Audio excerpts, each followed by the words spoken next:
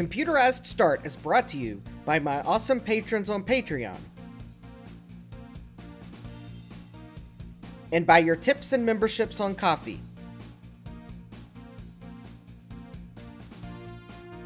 These and other channel supporters make my live streams possible. You too can become a channel supporter with tiers starting at just $1. And as always, thank you for all your support, including sharing, chatting, liking, and subscribing. Now roll that famous logo animation!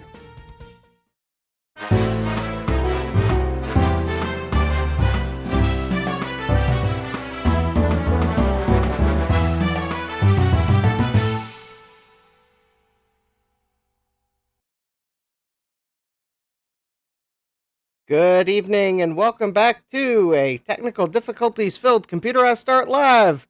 I am your host, Justin D. Morgan, and apparently my webcam decided to malfunction. There we go. I have fixed it. Yes, sometimes technical difficulties even gets us at the most embarrassing time. I did not forget to turn on the webcam. The webcam forgot how to webcam. No, my webcam does that sometimes. It just, forgets how to webcam. It forgets the most basic things. I have to go to OBS, I have to click deactivate, and then I have to click activate, and then poof, it remembers how to webcam again. Let's see who we have in the chat that remembers how to chat. We have Francois. Oh, who already went to bed. All right, well. Hi, Francois. We have Dave's Vintage Apple Tech. Hi, Dave. We have Thomas Armstrong, who I believe has left to go to the library. But if Thomas is lurking, hi there. We have Sadmac356. Hi, Sadmac. We have Frank S. You are just in time. Yes. We have Gut Bomb. Hi, Jason. And let's see here. I have the Ko-fi goal. The link is in the description. I think I found a place to get the Pros Kit SS351E. That's not direct from China, from websites I don't want to order from. And that's probably the one I'll go for because it's a little bit cheaper and doesn't have all the vacuum bits and the handpiece. Anyways, goal is in the description. And before we get to computer, because I know everyone is waiting for computer, we do have things you all have sent me. And as soon as I saw this in the mailbox, I knew who it came from. That was before I saw the fact that the address label said it was from Tom Barber. Gutbomb says, I have some stuff to send you. I have a little pile. I've been waiting for more stuff to accumulate to save on shipping. Yes. Wait. So, One Bit Fever Dreams was kind enough to offer some extra PCBs for a project that I've already forgotten the name of. And Dave says it's bees. Frank S. says it's Trident cards. So anyways, Michael sent the boards for those of us in the US to Tom, and then Tom sent them off to the various folks. Because I think one of them is going to be at VCF Midwest, so he's going to hand deliver it. Anyways, Tom told me that he was going to throw some other stuff from his desk in here along with my boards, so I have an idea what's in here now. But anyways, yes, I knew it was from Tom because I told him I would be disappointed if he didn't send googly eyes, and he did not disappoint because there were googly eyes on it. So, let's see here what we have in here, and the first thing we have is the Quick Start Guide for a Label Printer. Thank you, Tom. Yes, you probably see where some of this is going. And then next up we have, hold please. He did tell me he accidentally printed a few of the address labels, and he threw in the extra address labels, which all have both of our addresses on them. So let me remove them so that I don't dox myself here. Oh no, I'm losing googly eyes. Apparently there were googly eyes that got stuck in this assemblage of address labels. So hold please while I continue to remove my and Tom's address from things.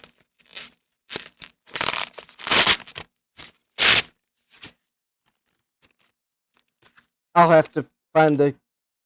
Oh, actually, I see where the googly eye fell. It fell on something. All right, there we go. And we have the bubble wrap thing here with a note.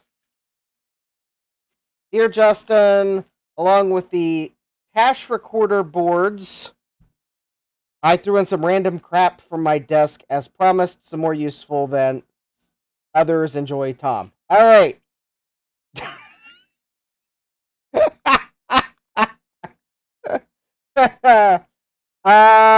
Yeah, let's see, it looks like I have my own very own...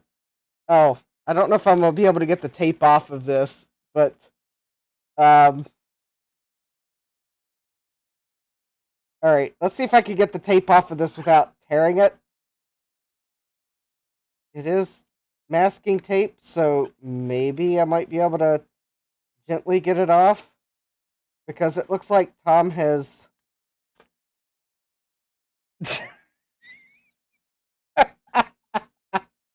I think I'm going to have to frame that.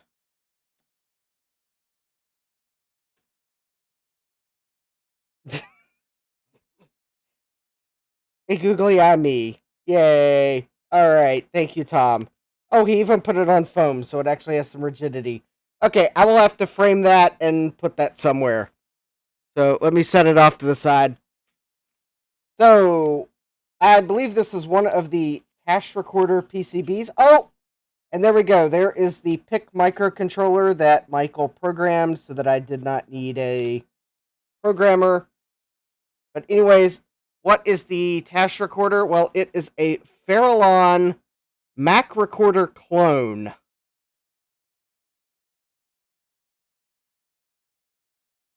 So you can look for this in a future live stream after I get the rest of the parts. So there's the PCB. Oh, and I believe this is probably the other two PCBs. So there is a case that this goes in, and these PCBs, the case is blue plastic, and these PCBs were designed to replace the front and back panels so you don't have to drill them, and they were done in blue to color match. The green board was done in green to save on costs. So, very nice. So, thank you, Michael, for thinking of your friends who might like some MIDI stuff to build. I will put that in the bag, and I will attempt to put it somewhere where I will not lose it in the meantime. All right, let's see. There is more stuff in here. And we have...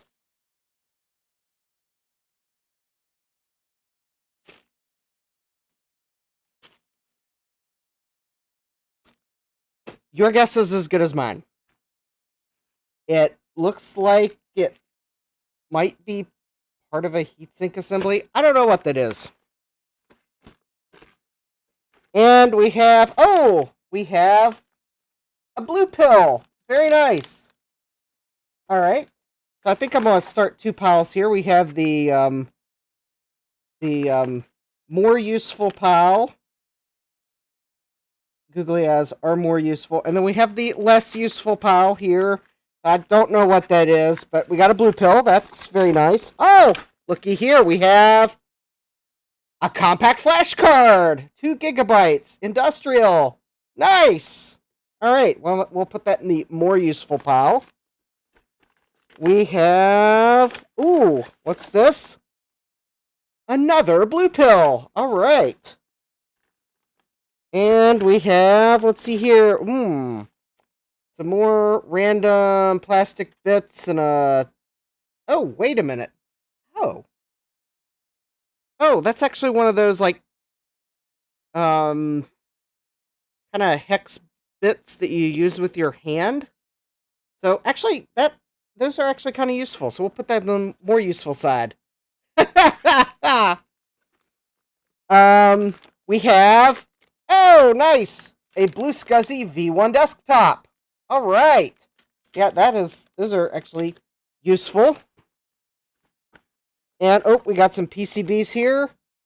Grease Weasel PC Drive Rev 1. All right, those are useful. Grease Weasels are nice. Oh, and we have, you're not going to believe this. We have more googly eyes and some screws, which actually, I think those kind of have to go on the useful side. There we go. Yeah, random screws. Well, Tom did not disappoint. He told me he was going to send some random crap from his desk, and yeah. So, anyways, I have my plastic thing here with. There are screws and jumpers down in the bottom. Those are actually fake cache chips. Before anyone wonders why in the world I have integrated circuits in a plastic cup and not in like anti-static foam. Well, those are fake cache chips. There is no way that I'm going to static damage them because there's absolutely no intelligence in them to static damage. There we go. So I'll put the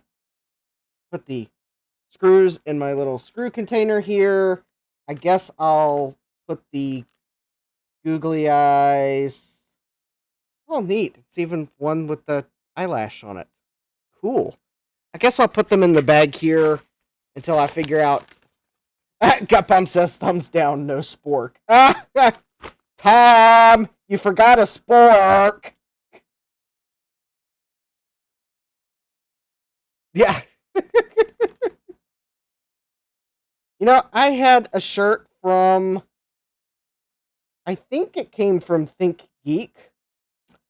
And it wasn't Think Geek. It was I think it was something else. It was Mr. Spork. It was a funny shirt that was ripping off Mr. Spock, but it was Mr. Spork. If you want to talk about random things. Unfortunately, I wore that shirt out, so alright, so I'll file the rest of this stuff where it belongs. Let's see, the compact flash card. I will, if I can find it. I have a bag of compact flash cards around here. I will go ahead and, oh, there it is. I will stick it in the bag of compact flash cards. Ah, Jesse's here. Hi, 8386SX. See, I will put the Grease Weasel and Blue Pill in my little box of. I got a box of projects here. And I'll put the Blue Scuzzy in that box. And this thing. Oh, I think I just lost another googly eye on the floor. Oh well, I'll find it later. This I will actually put in my toolbox. Alright. There we go. And now, so thank you, Tom, for the random crap from your desk, plus passing along the cache recorder and the Blue Scuzzy desktop and some blue pills and some Grease Weasel boards. And googly eyes. I won't forget the googly eyes. Although maybe most valuable would be the picture that I now probably have to put somewhere. Yes. Yes, alright. I will put that somewhere important. Alright, speaking of important things, you all are here for computer. And I have computer right here. And the first thing I am going to do is put the 3 bodges on computer that I forgot to do last time, because, yay me, I forgot. So hopefully I can get the soldering iron to cooperate. All right. Yes, it dawned on me while I was writing the description for my video that I completely forgot 3 of the bodge wires.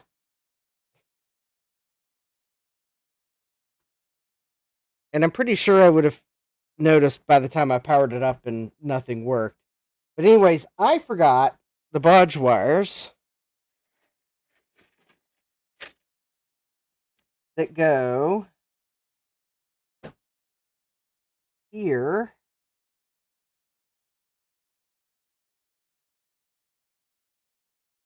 I think it was there,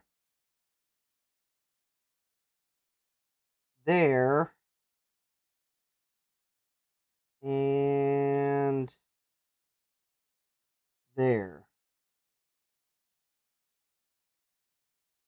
Yep, those are the 3. There. Now I've marked them so that I know where they need to go. Or where I need to put the wires. So, luckily, these are 3 easy ones. So, the first bodge needs to go from there to there. In fact, I'll even just draw the line so I remember where it needs to go. The second one needs to go from, like, here. And I'm pretty sure that one goes... It's like to one of these here. I'll use the multimeter to confirm. And then the other one goes to, like, I think it's that one. And I think it's going to be that one and that one. But I'll use the multimeter to confirm. Hey, Ryan, welcome. I got to put 3 wires that I forgot to do last time, and then we'll get back to sockets. So it should be here to here, but I won't get continuity because that pad was... Oh, wait, there actually is just a little bit of metal there. So, yep, I knew that was the case. All right, so this one, luckily we have a little bit of metal here. I think that goes to here. Yep, so let me mark that one. And then this one here, which there also is just a little bit of metal left. I think it goes here. Yep.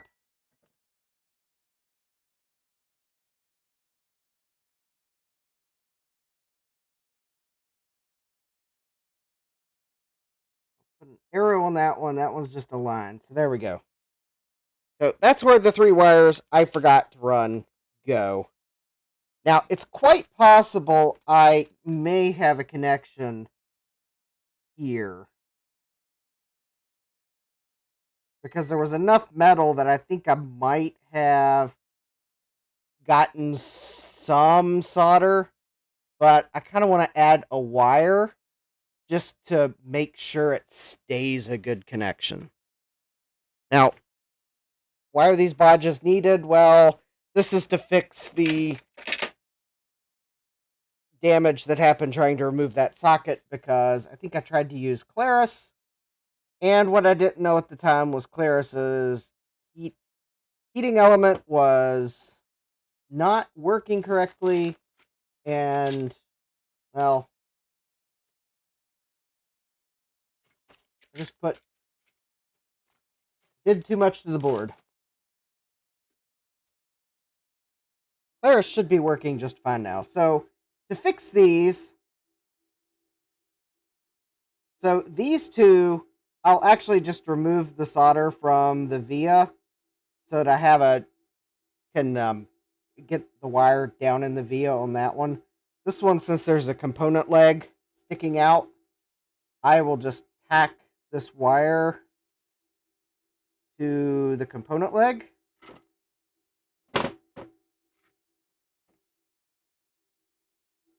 that should be good for this side here.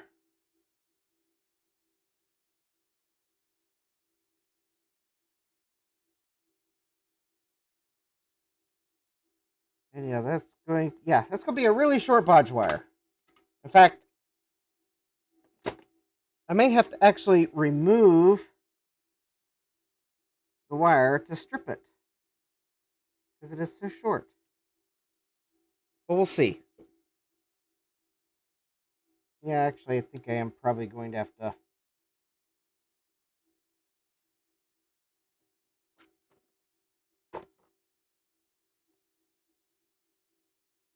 Maybe not. Oh, maybe so. Oh, what do you know? I actually managed to. There we go. Field dress a wire really short while it was still on the board. Excellent. All right, so we'll try to loop this wire around the socket leg that's sticking out.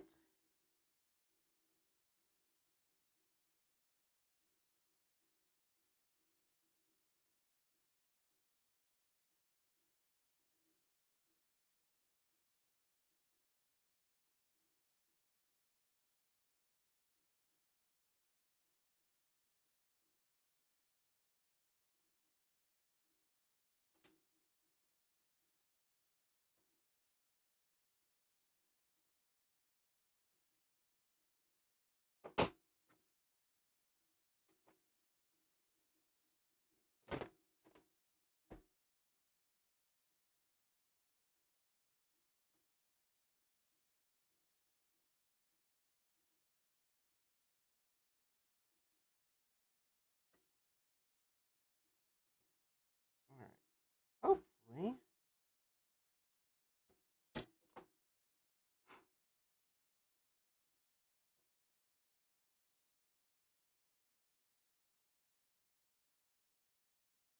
Okay, I think.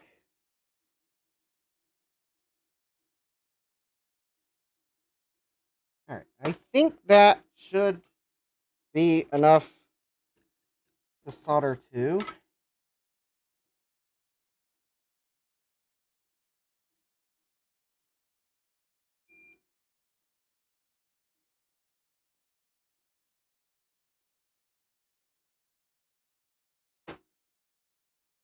All right, and just make sure there's enough solder holding that together. I'm going to add a little bit of fresh solder there. All right. So that first bodge should be good. So one down, two more to go.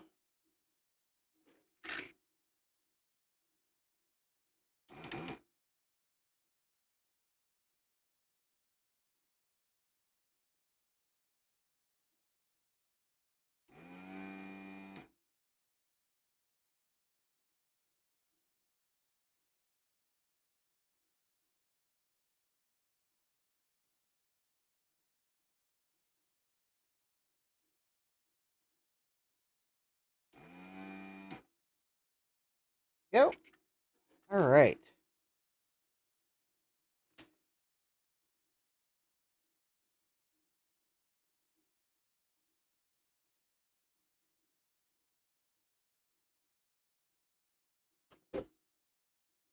There we go. So let's get a wire in there.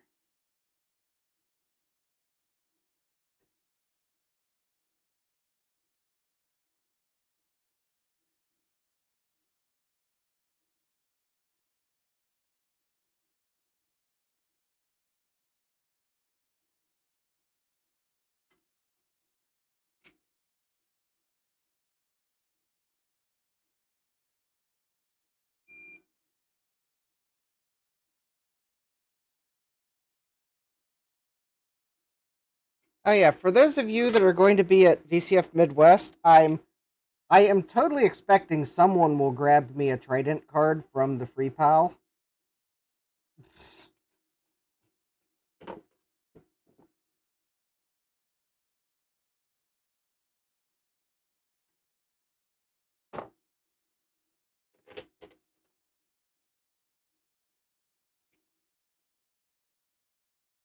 Bonus if it's a Trident sound card from the free pile. I've heard they were really, really good.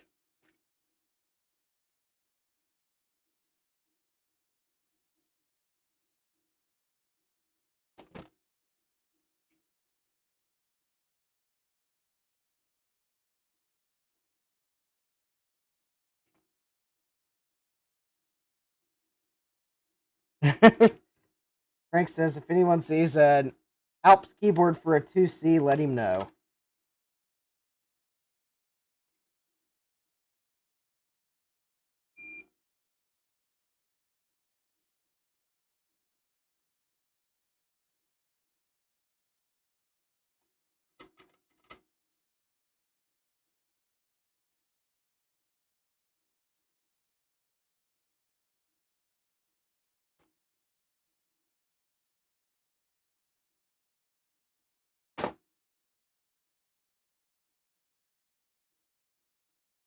All right, so there's my other two wires here.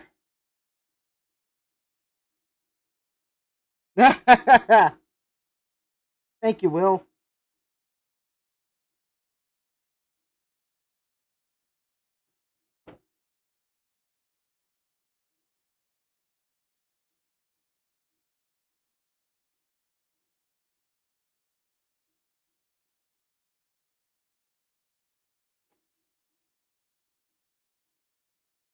In fact, bonus if someone finds the Trident card on the free pile and then you have people sign it and then send it to me. That'd be cool. Although that might make it harder to use, but hey. Also, maybe it might need to be like a Visa local bus one to have enough room to sign, but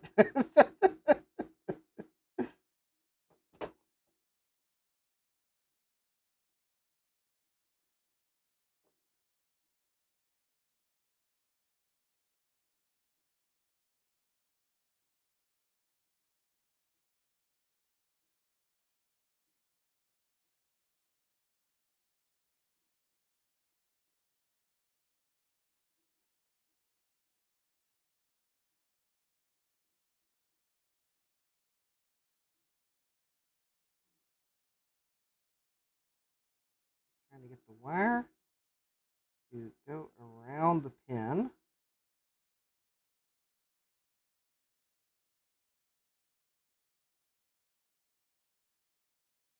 Oh,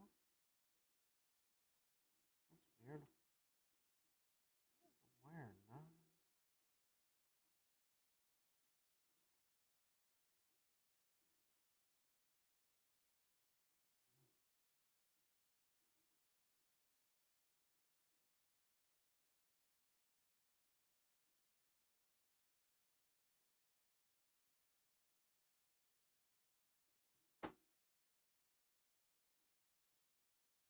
All right. So there we go. Ah, Jesse says the 486 I'm putting in the free pile has a Trident card in it. Well, whole computers are more expensive to ship.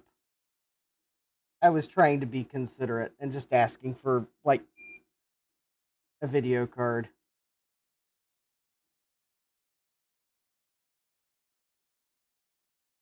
Oh, fun fact: it helps to actually have the solder in your hand to solder.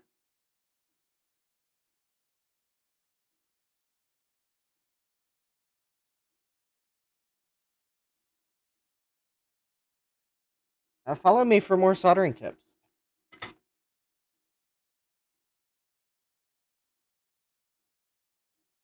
Let me move the wire away so I don't fall for that again.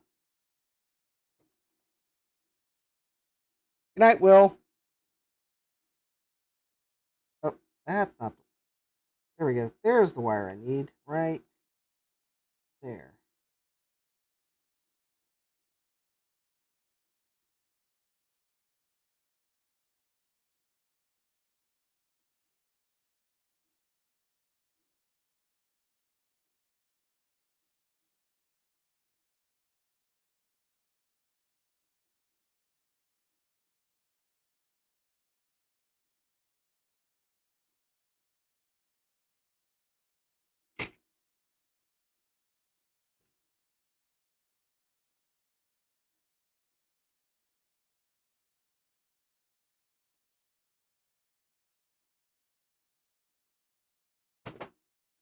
There we go. There we go. That'll there.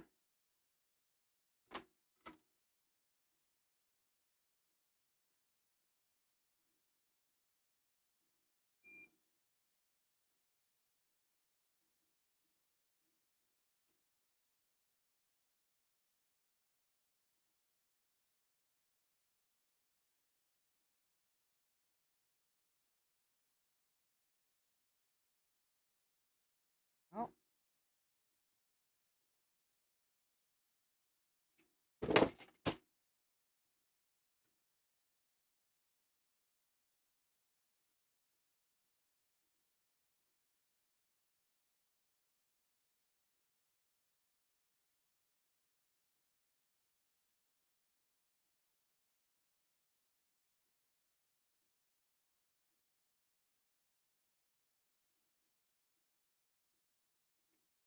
All right. Hopefully. Oh, I think I gotta. Let me have a solder bridge here.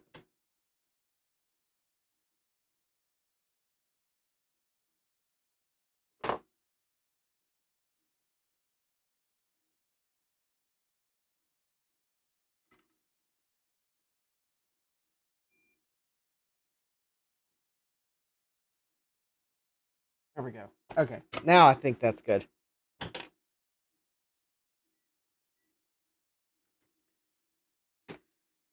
Okay, let me just make sure I don't have any solder bridges between pins.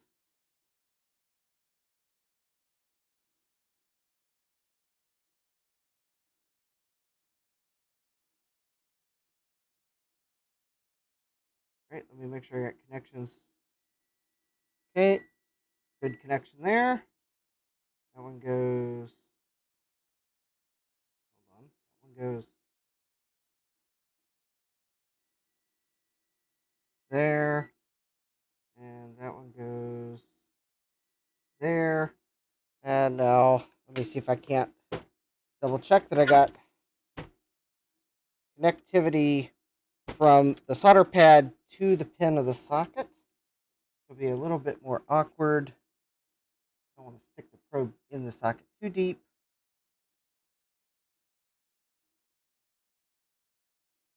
Okay, that's good. So that was that one. And then I had 2 pins. And then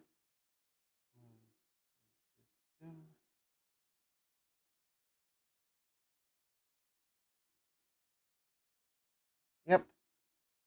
And then that one there. Yep. Okay, good. Oh, hey, Retro Techie. Welcome. Wouldn't it be easier to put an Apple II emulator on a Pico and call it a day? Well, that would be easier, but we do this not because it is easy, but because it is hard. Someone famous may have said that before.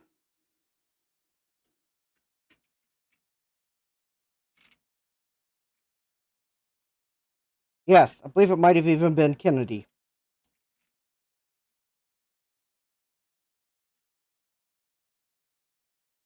We choose to put a man on the moon not because it is easy, but because it is hard. I think I probably missed a few words in that sentence, but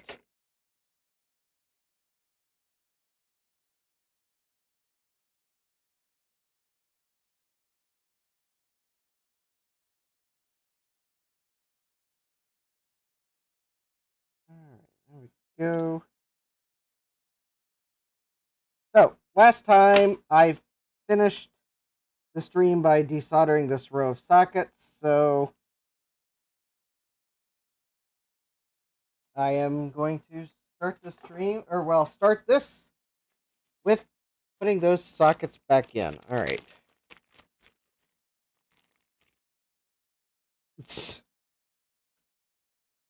Ooh, rhubarb. Oh, those are 8. Why do I have 8-pin sockets? Oh, that's right.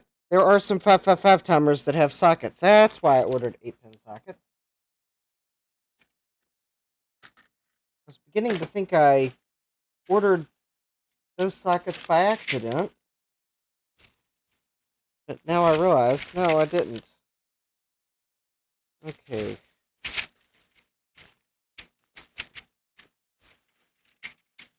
Ooh, rhubarb pie. Well, I certainly don't want to put a pico in a rhubarb pie. That would just ruin a perfectly good rhubarb pie. Especially if it's a strawberry rhubarb pie.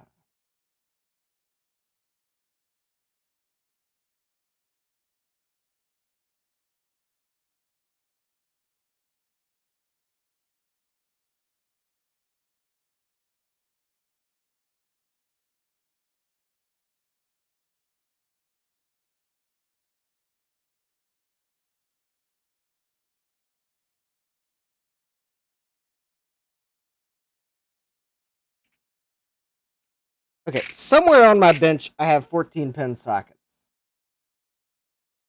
I shall find them.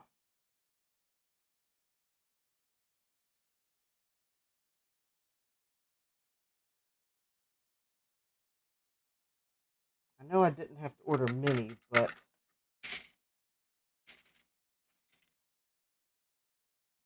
there they are.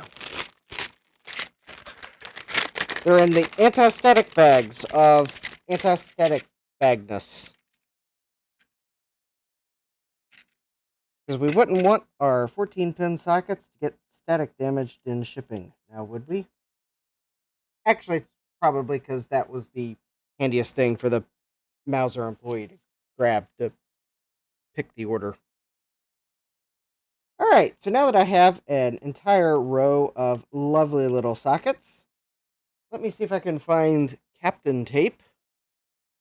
Paging Captain Tape. Paging Captain Tape. Captain Tape, where are you?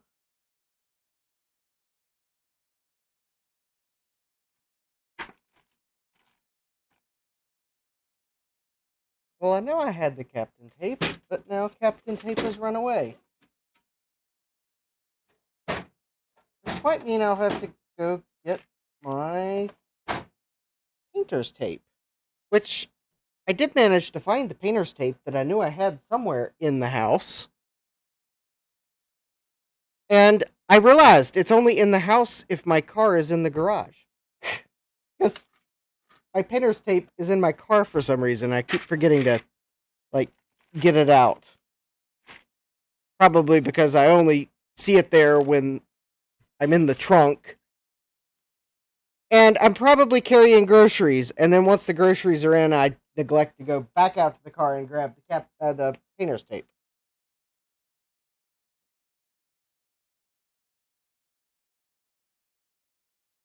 All right. Well, let me see. Let me see if I got a roll up.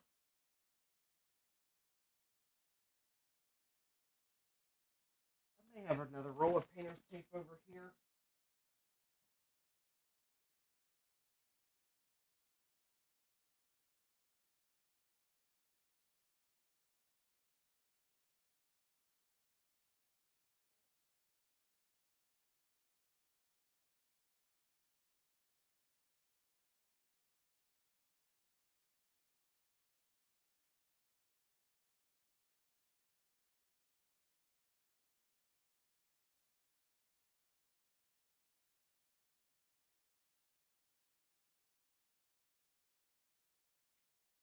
Okay.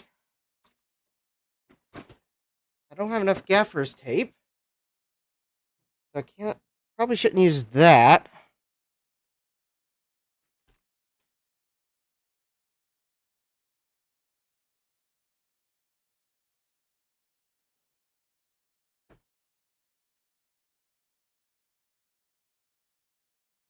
Hmm. All right.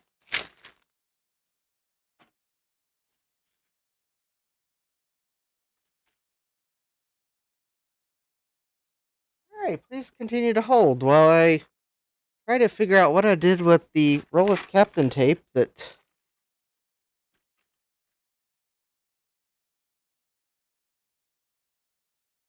I have apparently set something on top of.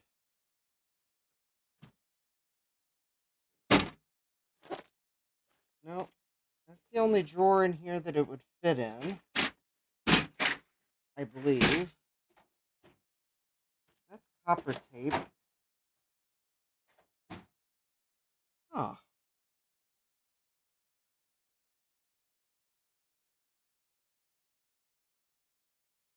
Oh, wait, I see another roll of painter's tape. First, then I'll go get this painter's tape, and then I'll find the captain tape.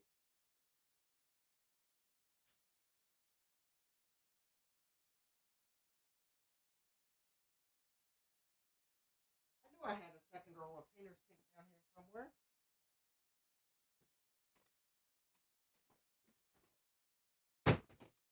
Oh, I found the captain tape. How many sockets are left? Thomas is asking.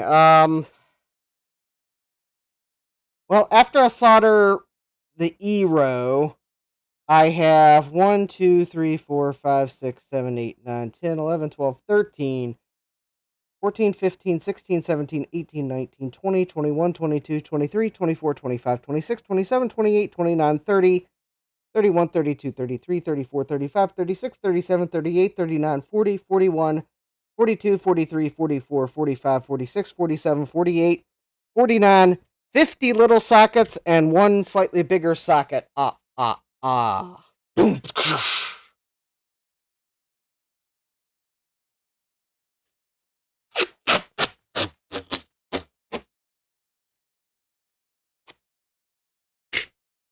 At one point, there were 88 sockets to do, so I call that a win.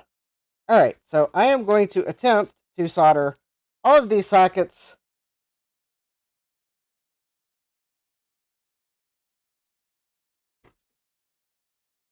But I'm only going to tack them in, and then I'll remove the tape so I can make sure that none of them moved out of place. But anyways, I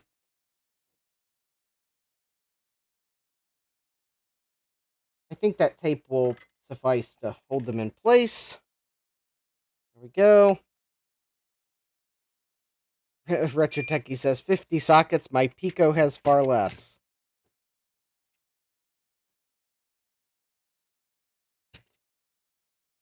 Yes, but this is not about less. This is about more.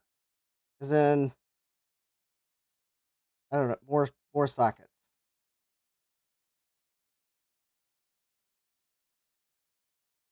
As in, I could actually fix this board if one of the ICs goes wrong, but if the Pico processor itself goes bad, well, I don't have any hopes of fixing that. I just have to replace it.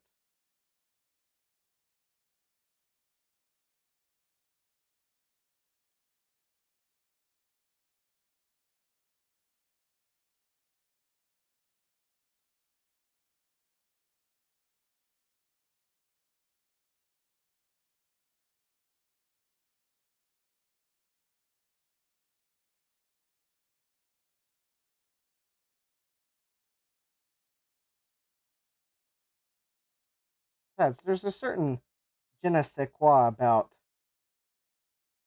running things on the actual hardware as opposed to emulating.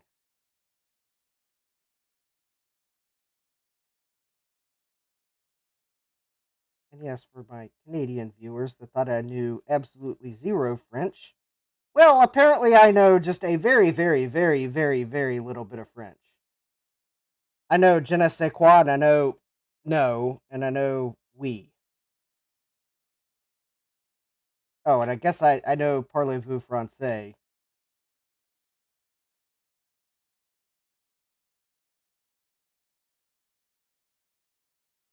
So that I would be able to answer no to that question. So, yeah, I guess if I ever go to Paris, I'm in trouble.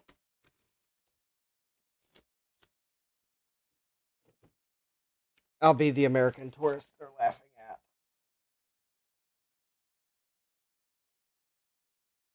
Oh, well, actually, um, it looks like most of the sockets stayed in place. Only this one here on the one end moved out of place. So let me.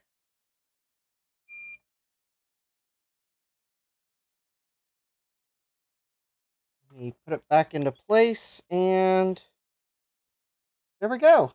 I think the rest of them, so this is the row here, and I think the rest of them look like they are, well, they're flush enough. That may be 1, 2, 3, 4, maybe this one.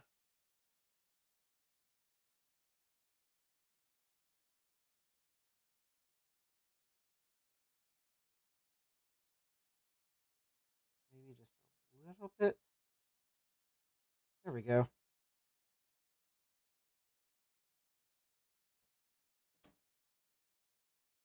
Hold on. There is one. I'm going to tweak.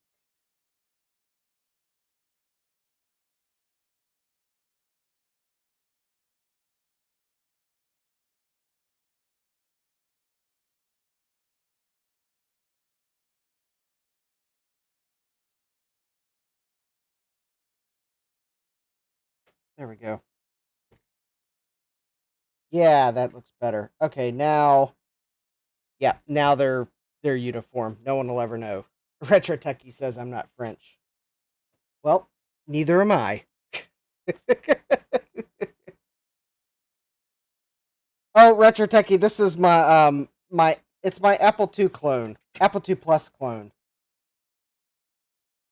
from back in the day. It's the one that Mac84 let me buy, and well, he's had no regrets over the decision.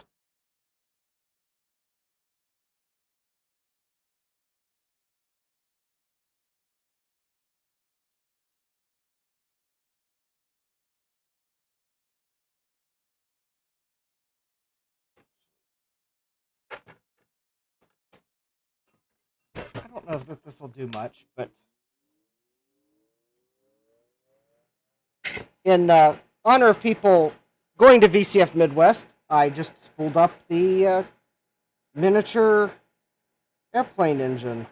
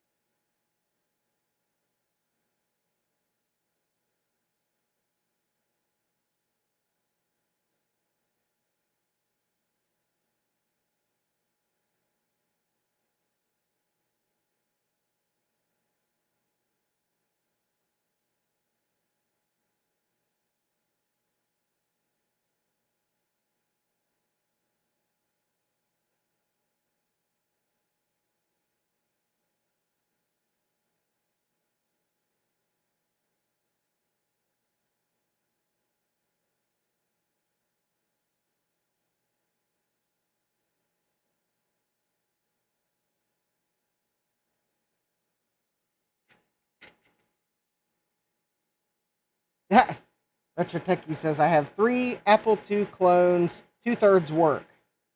Ah,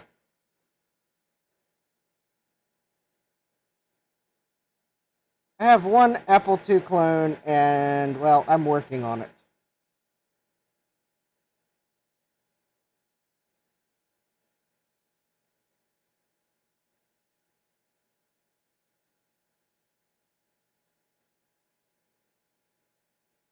Now, for those of you that might have taken a close look at my thumbnail, I kind of designed a little logo for Computer.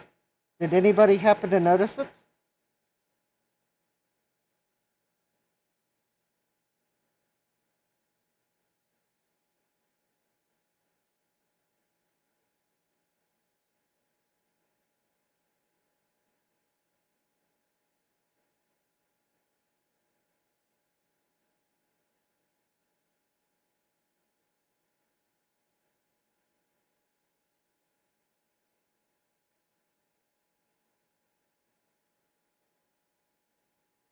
Because actually, I'm thinking of having it printed on stickers. It would be sized to fit the recess on the case.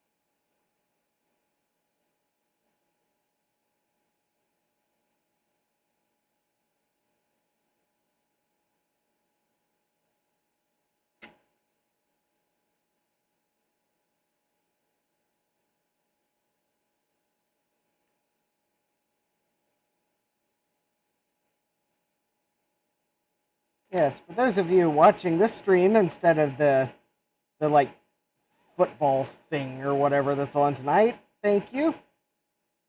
And for those of you that are lurking and while you actually watch the football game, go team, go beat the other team. I know, totally inspirational chant. And the cool thing is, it doesn't matter who you're rooting for. It still works. Yeah. And if you didn't know there was a football thing, then never mind. I don't even know what it's on. I don't know who's playing.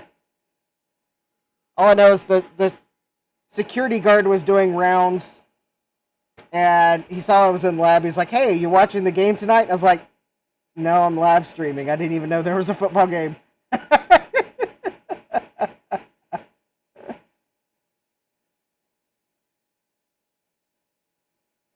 So I didn't ask him who was playing because, well, Retro Techie says, "Do you mean soccer?" I mean, it could be soccer or association football. I mean, it could be Aussie rules football. Jesse's asking, well, what if I am watching both? Well, that's okay. You can still use my inspirational chant to root for your favorite team.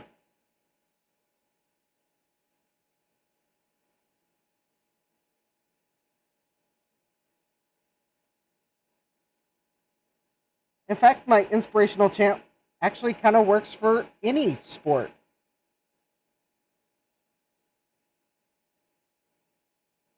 At least where it's a team sport. I mean, it might not work so well, say, during the Tour de France, because there's not really teams. Well, I mean, I guess there are teams, but it's kind of more of an individual sport.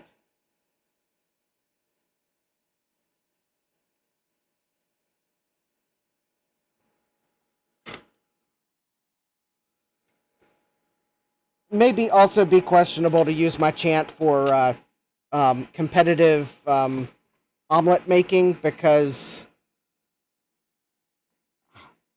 the competitors might get things mixed up and might actually beat up the other team instead of the eggs. But yeah, so you might want to, like, if you're watching the omelet competition on HGTV, you might want to, like, not use my inspirational chant.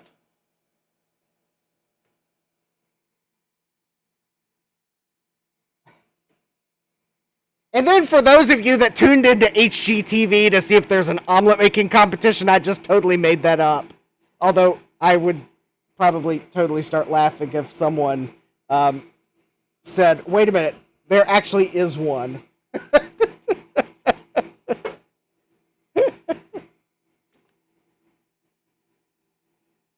Sadback says, competitive omelet making? Lol. Yeah.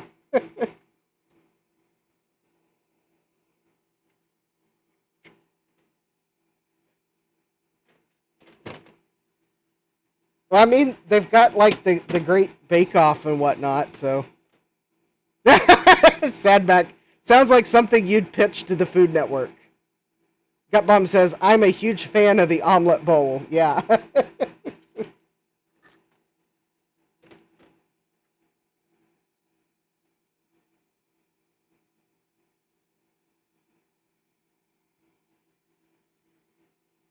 Alright, so I'm letting Claris warm up here, because... Well, I turned Claris off while I was not needing Claris.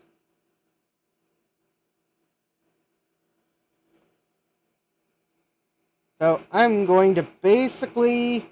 Well, we'll go for this next row. Also, so that I don't, like, completely destroy the fingertips on my gloves, I have some, like, cut-resistant gloves I'll put on while I'm wiggling sockets to try to get them free of their solder bonds.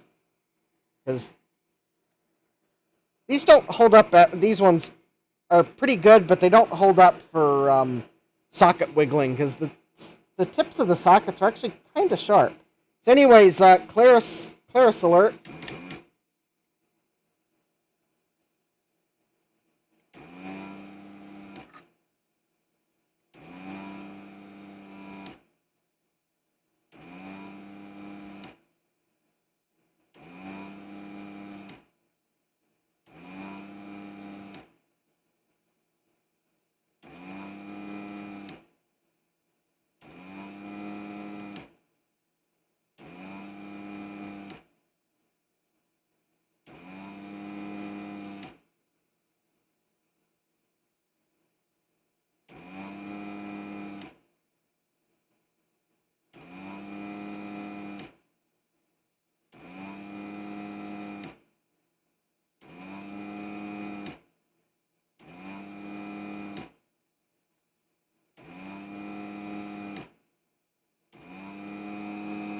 The RetroTech is asking, where do you plug in the Pico on this board? Well, this clone actually contains a very handy prototyping area where you can add your own Pico pins. So there you go. You thought you could stump me, but no. There's where the Pico goes, and in fact, I think that prototyping area might be just about the right size for a Pico. If I can remember where I put them. Oh. Okay, I don't know where I put my Picos. Oh, wait a minute, they're there. Nope, those aren't them. Never mind. I'll have to figure out where I've got one. Yeah. Capom says, I actually received an A2 Pico in the mail today. I don't... which one's the A2 Pico? There's so many projects, I don't remember what it is.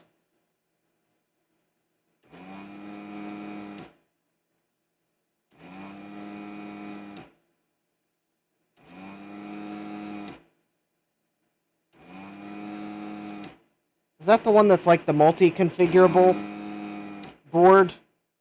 You can make it like the Z80. Okay, yeah.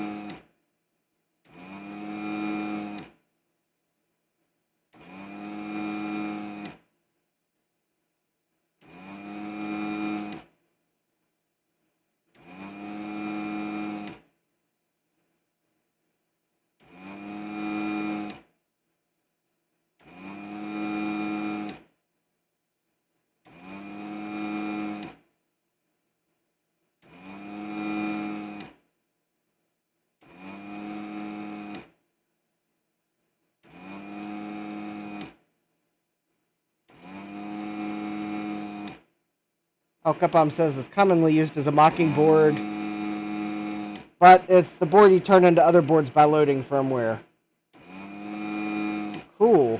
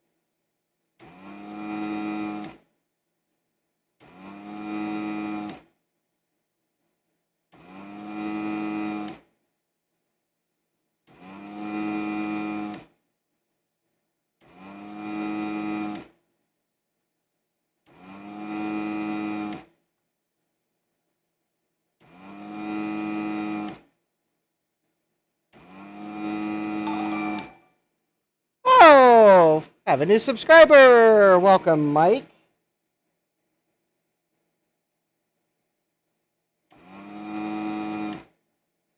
Oh, wait a minute. That might mean I'm at 599.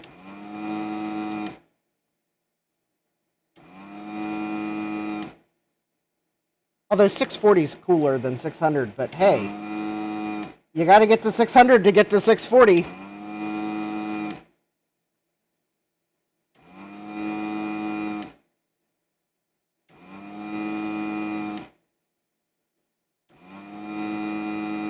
And you have to get to 640 to get to 640K, because you'll never need more than 640K. Ha ha ha. Boy, am I glad that prediction was wrong.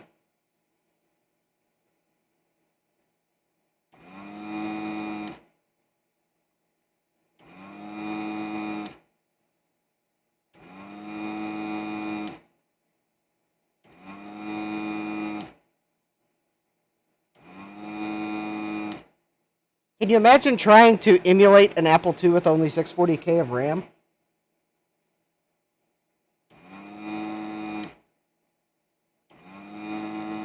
I mean, I'm sure it's doable. It might be doable, but...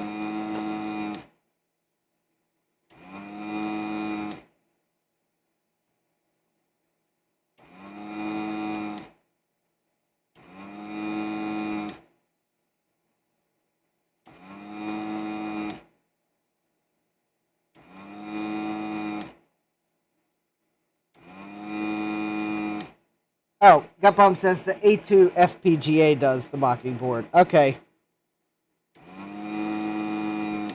Well, welcome, Mike, at Mike's Future Retro. Yes. Claris says moo.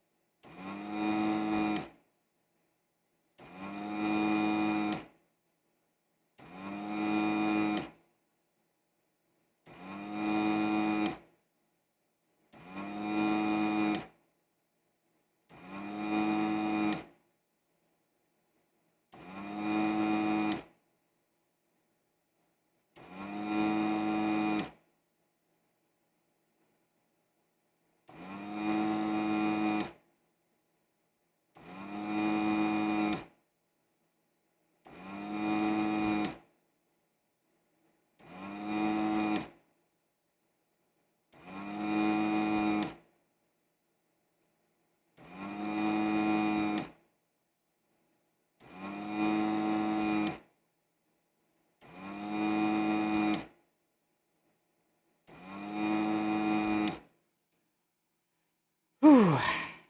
Yeah, yeah, forget about Claris the cow dog. We have Claris the desoldering station.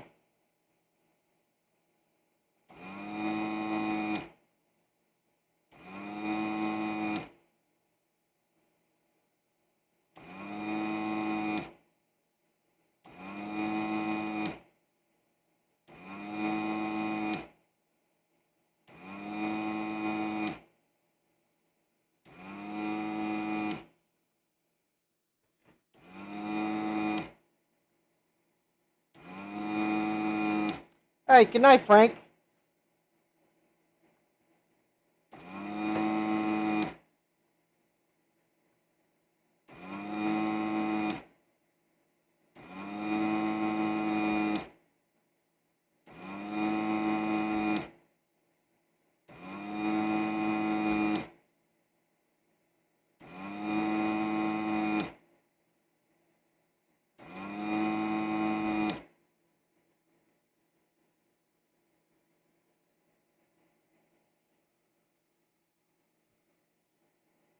I'll probably have to clean this after this row, if not sooner.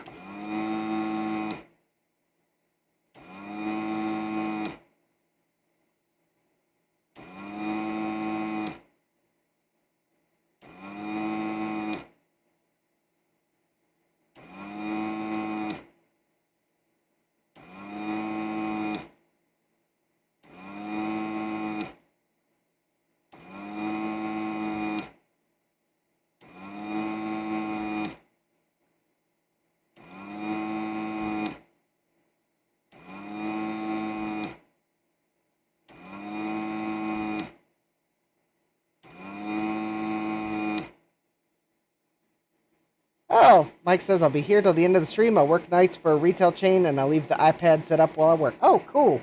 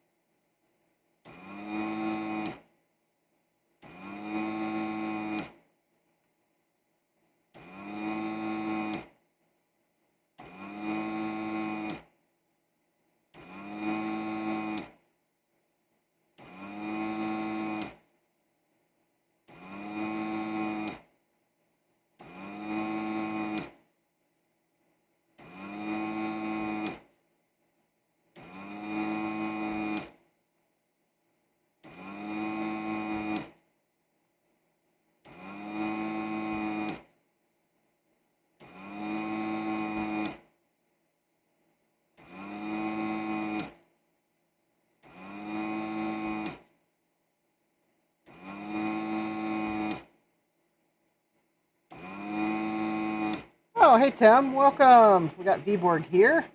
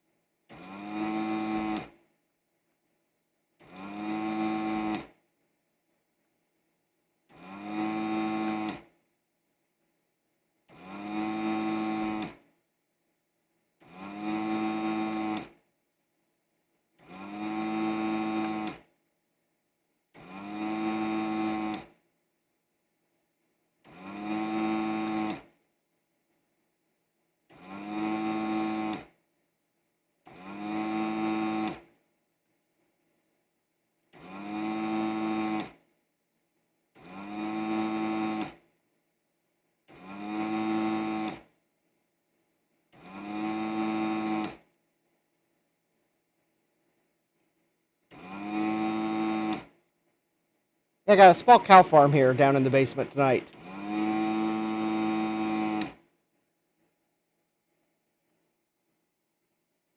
All right, one more chip in this row. Or socket.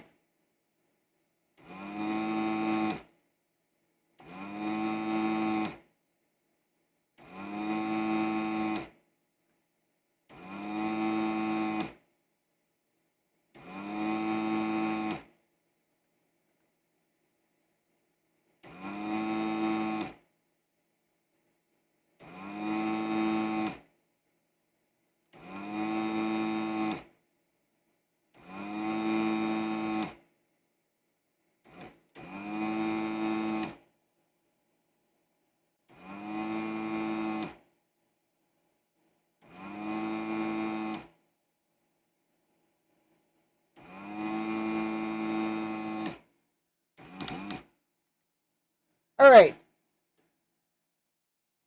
I can definitely see that I have enough solder accumulated that I want to clean that. So I turned it off to let it cool down. All right. Good night, Retro Techie. Thanks. All right. So let's see if I can wiggle some sockets out.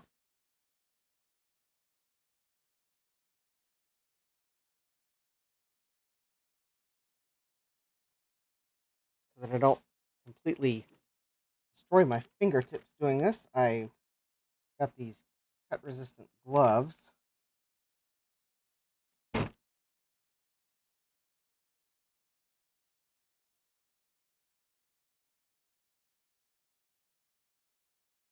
Which are not really helping things. Probably surprise no one. All right, well.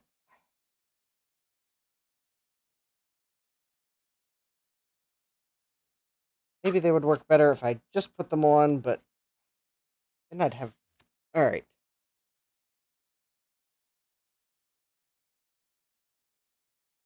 Oh, yeah.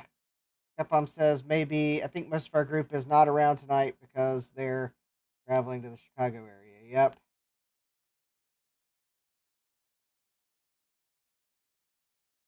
That is very possible.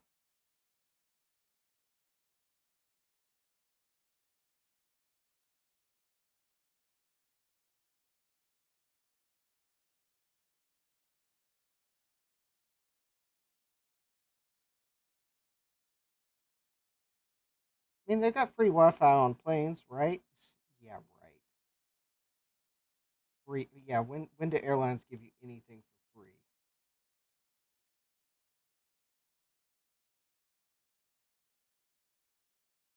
Answer: they don't. You've paid for it, either in your ticket or as a separate charge.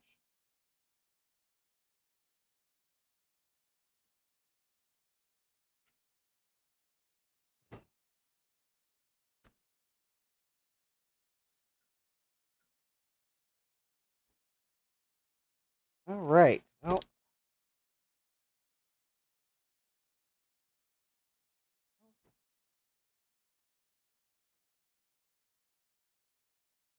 oh, Capom says, I think most everyone is already there hanging out at the bar. Well,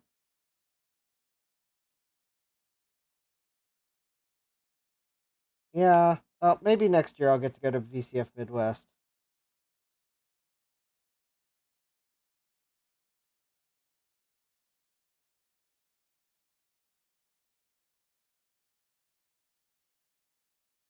All right.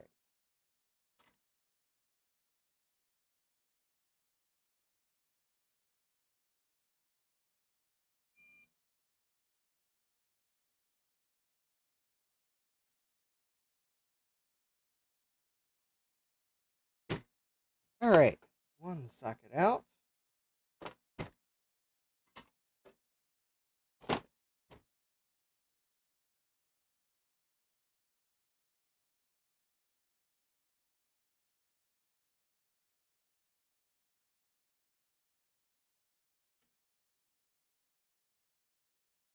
Basically, I'm just trying to rock the socket from side to side to break residual solder bonds. Because it looks like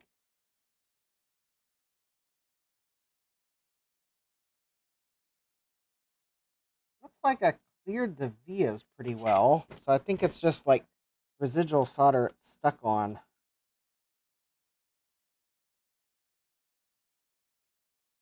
Trying not to pull up until I'm pretty sure I got it loose, just to try to not have to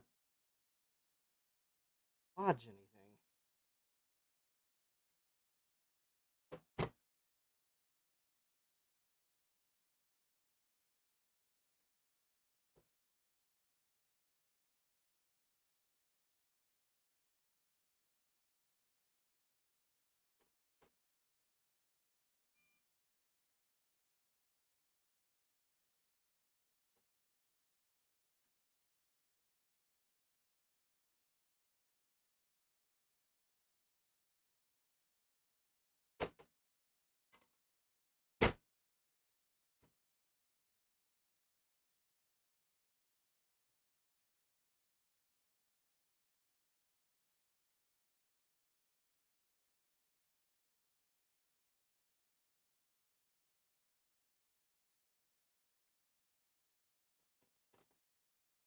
Then anything that seems to be really stuck,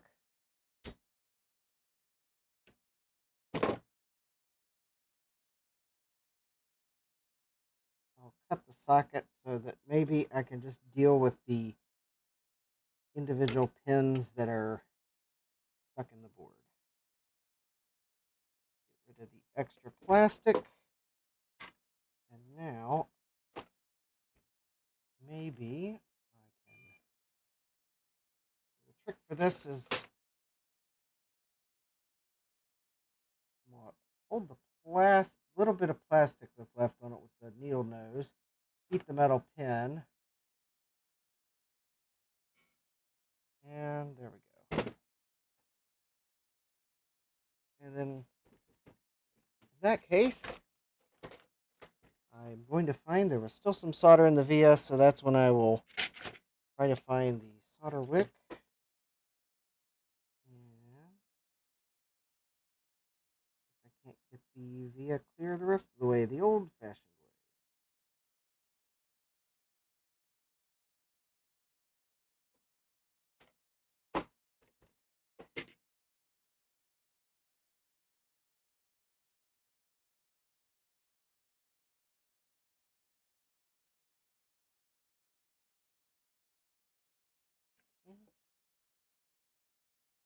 There we go. There's two. Two down.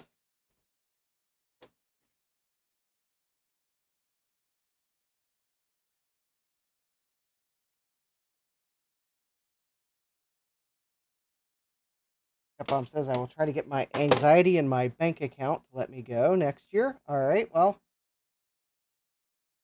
Thomas says try to get the exact weight in their luggage. Oh, all right, later, Tim.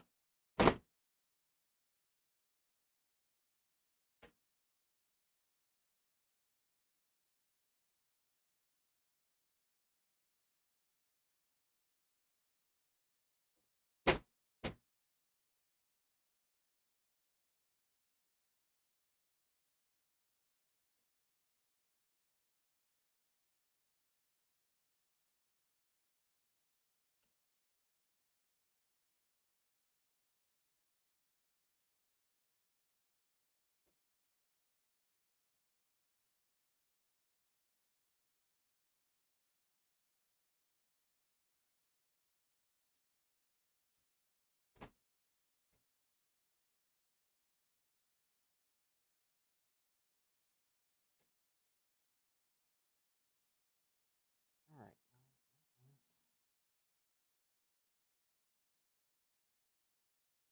That one's still feeling a bit stuck. So let's break the socket apart.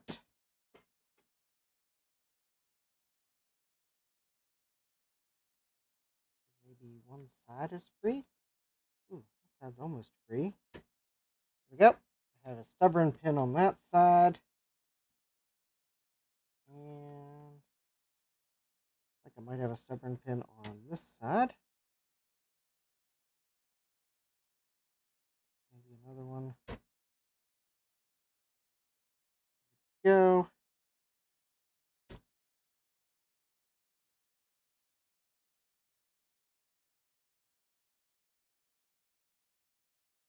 Okay.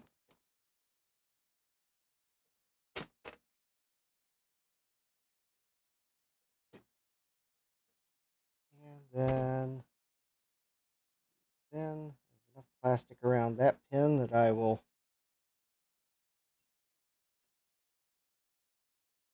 grab the plastic.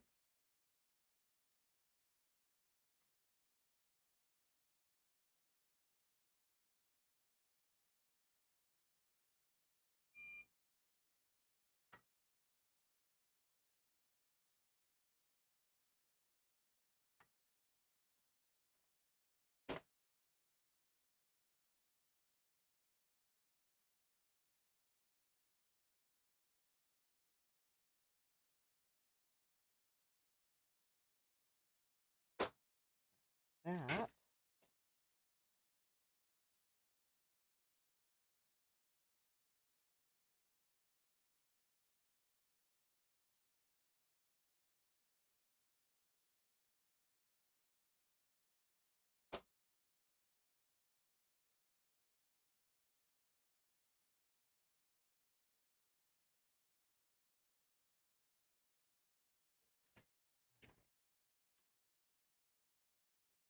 All right. So I got new solder. Let one of those fall out.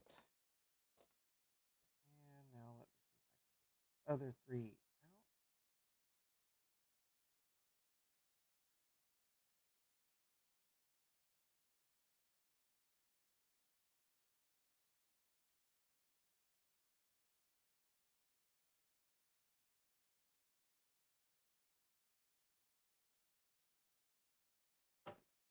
Okay, so I may have to, in some cases, hold this to where I can see what I'm doing.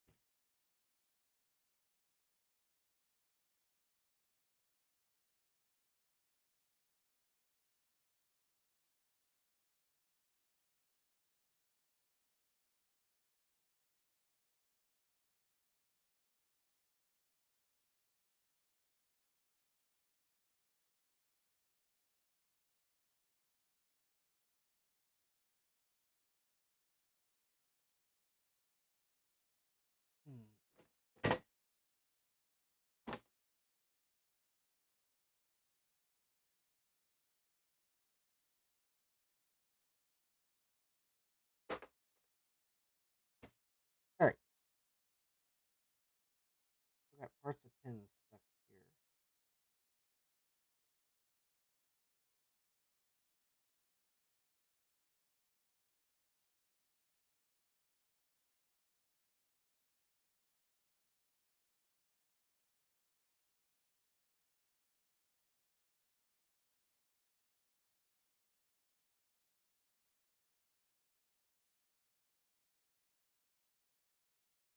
Okay, I may have to clean Claris and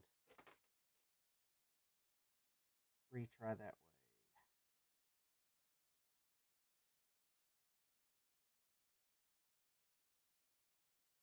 Let's see.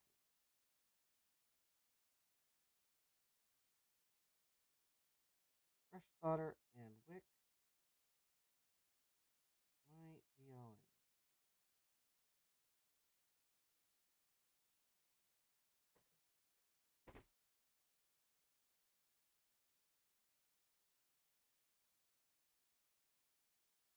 Yeah, I'm going to have to clean Claris. Yeah.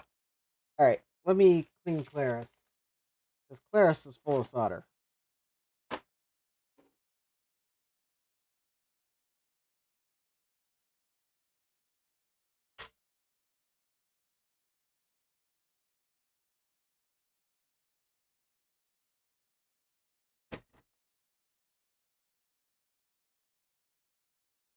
This is your desoldering tool. This is your desoldering tool on solder. Any questions? Oh, there we go. There were some nice big solder balls at the front of it. There we go.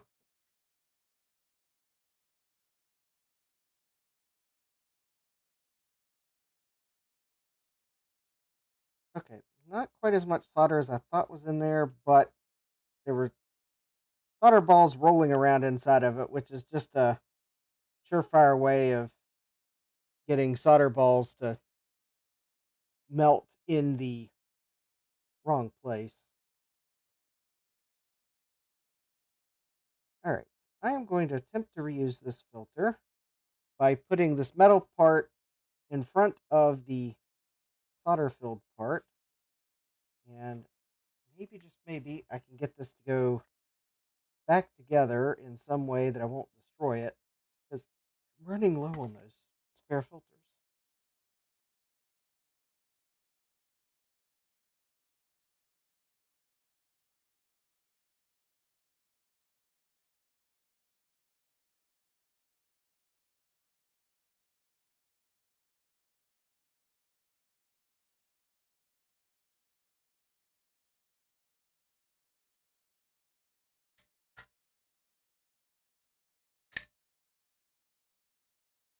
There we go. I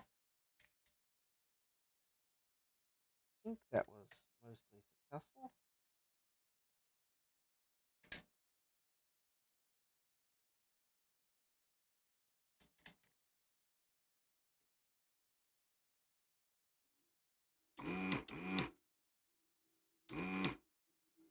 Oh, well, that's inconvenient. So I cleaned it, and then apparently in the process, I loosened more solder from somewhere. All right, let's give that another try.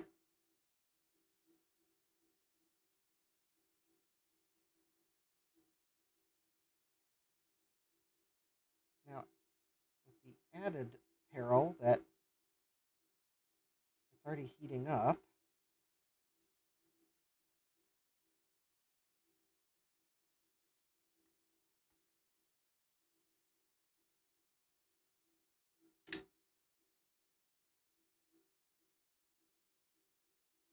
All right, there we go.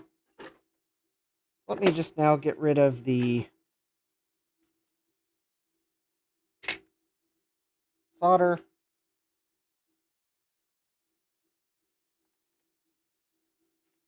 And we'll see if I can't get some more pins.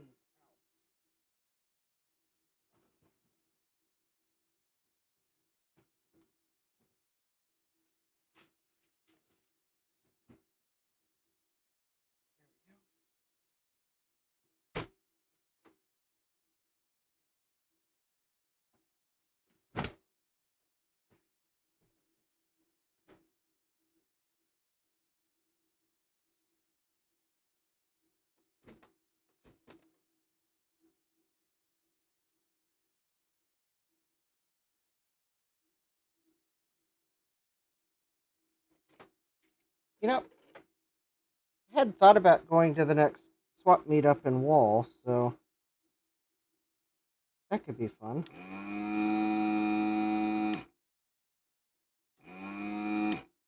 Was kind of wondering when it was.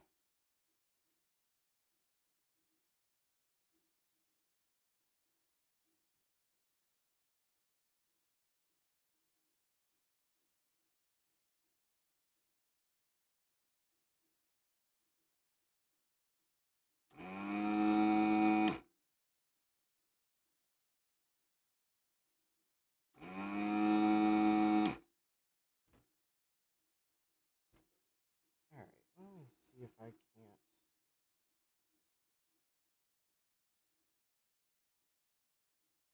Grab the plastic bit.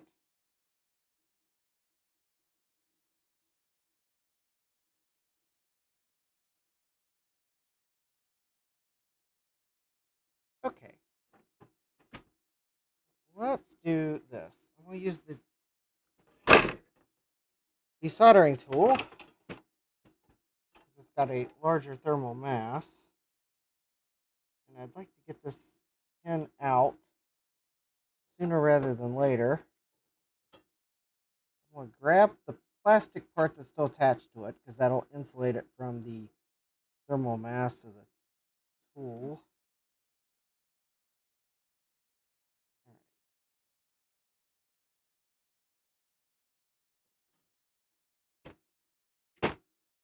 There we go.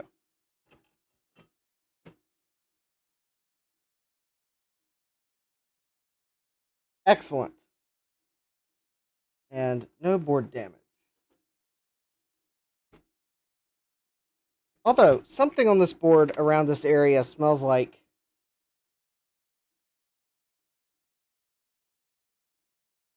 Mike says, I'm on Long Island, so VCF Midwest is doable.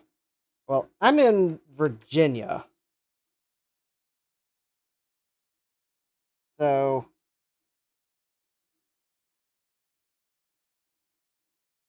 New Jersey's, I guess, relatively easy.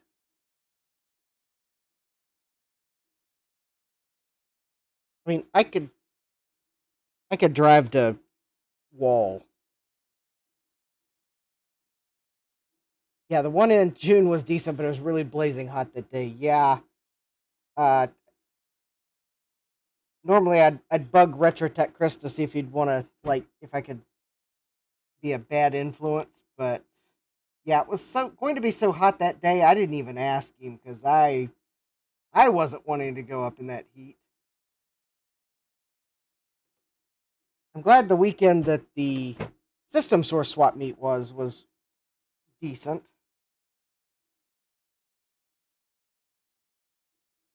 But yeah, I think maybe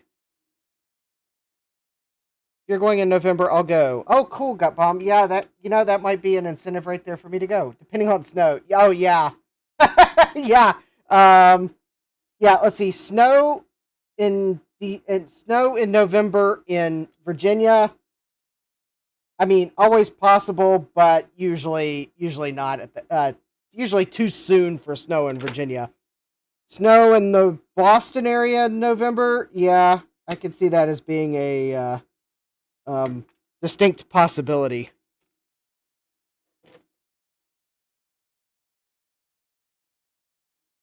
Yeah, System Source is pretty cool.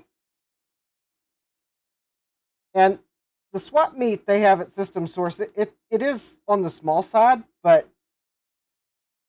there was still some quality stuff there.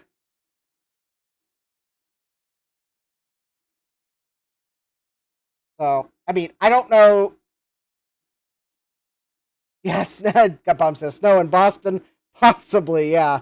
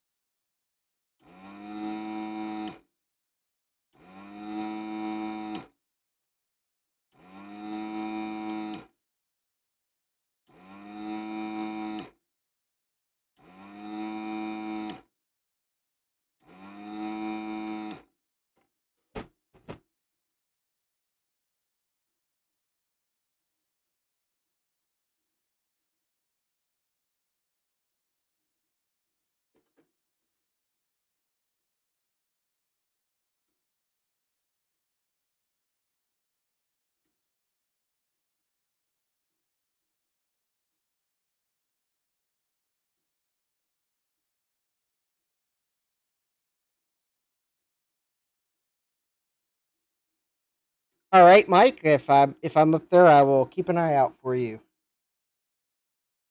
And of course, if you're there, Gut Bomb, I'll keep an eye out for you too.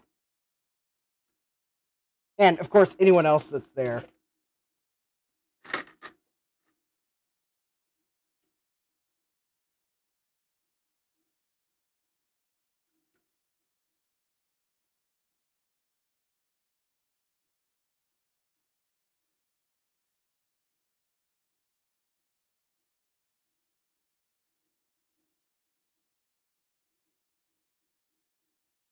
Mike says I'm usually there with my girlfriend, who people think is my daughter. All right. Well, I will.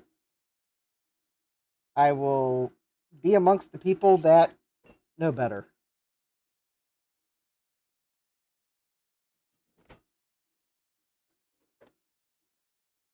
I also usually don't make assumptions because, well, we all know what the saying says.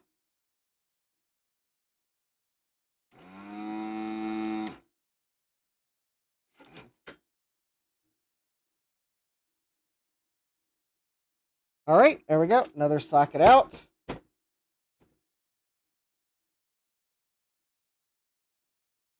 Let me go the other direction now.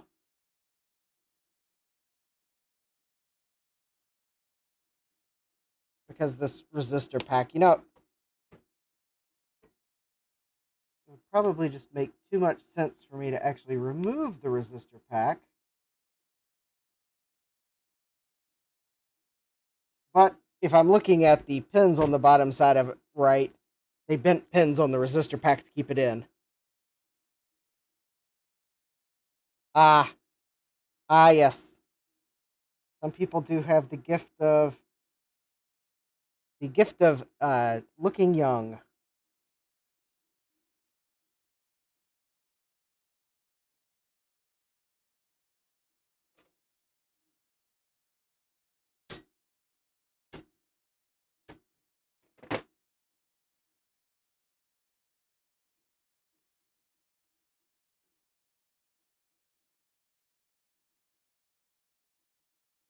All right. Let's see what I can do about this socket here.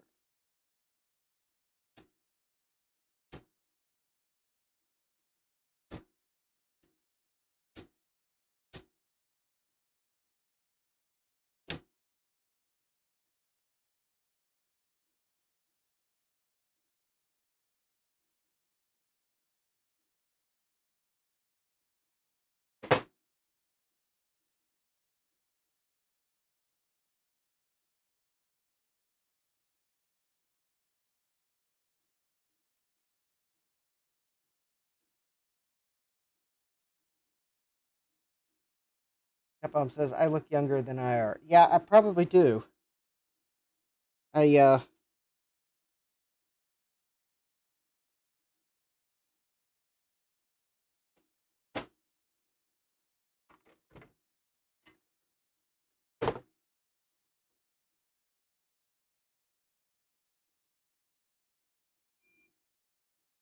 unless I take off my hat, then it's a little more obvious.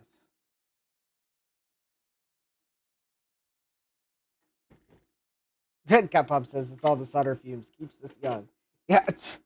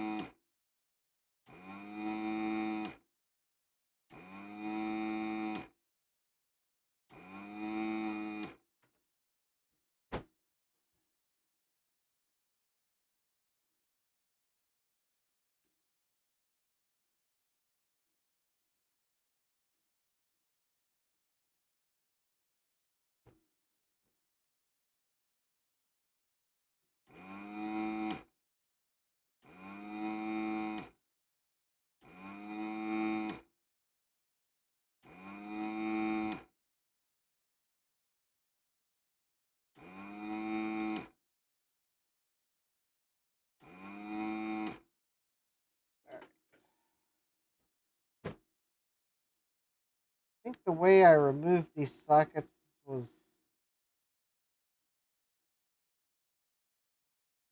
of the last ones I tried to remove, and or the last one I hit with Claris. Oh yeah, I see. I got solder here.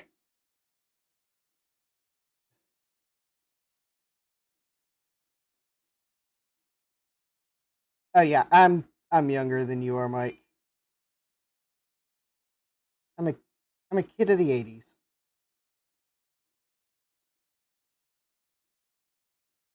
This computer here would have been high technology when I was young.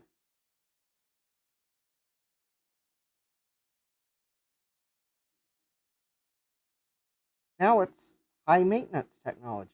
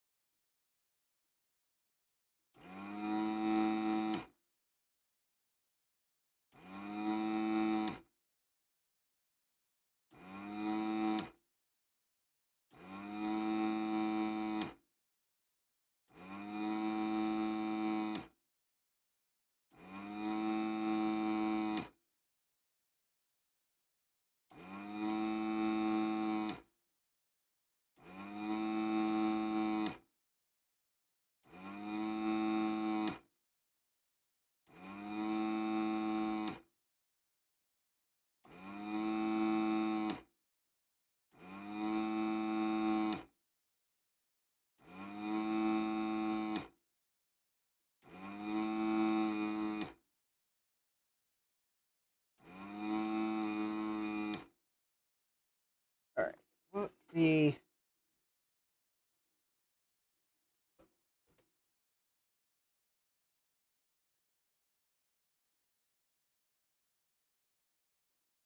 Oh, there we go. Okay, got a few more pins loose.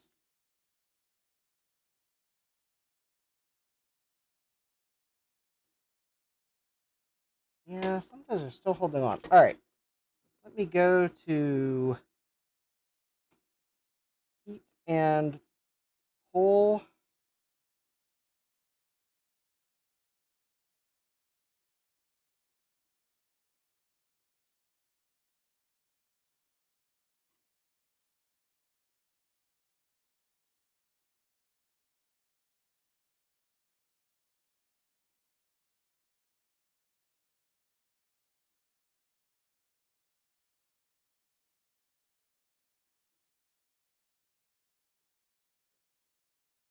Actually, this would probably help if I grabbed a different pair of pliers. One that actually has. There we go. Slight knurl to it.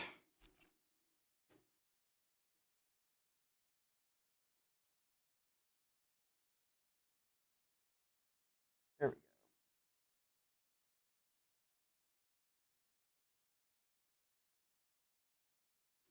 go. There's two. Okay, there's no plastic on that one, so let me heat it up and then grab it.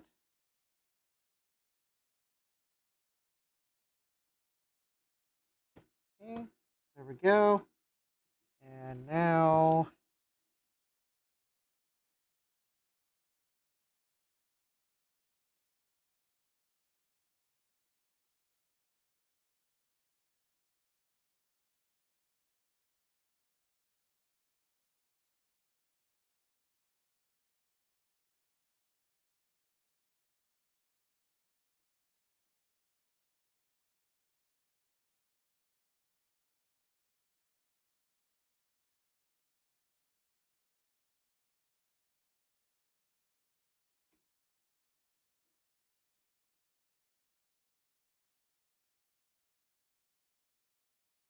that's actually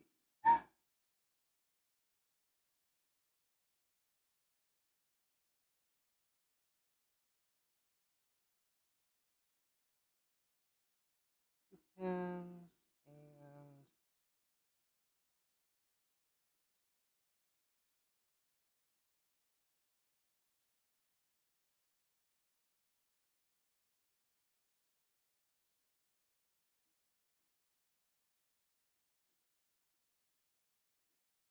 There we go. All right, there we go. No damage, despite the fact that I was being stubborn.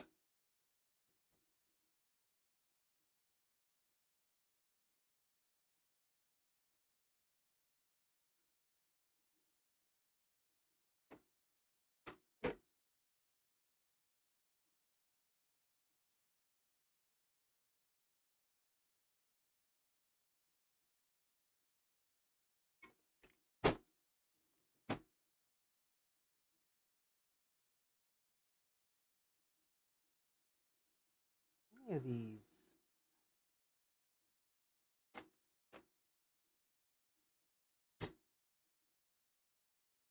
Fine. All right. Some of these sockets are just going to have to come off in sections, which is fine. Not like I'm not like these sockets are reusable anyways.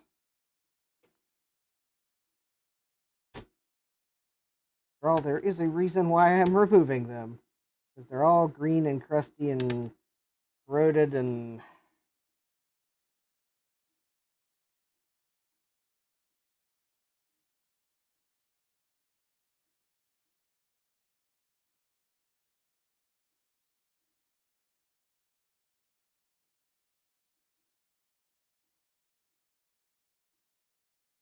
not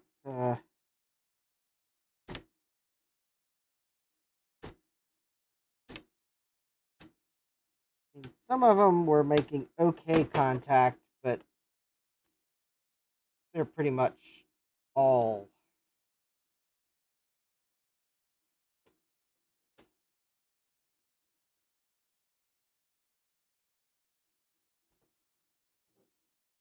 Oh, hey, Jack.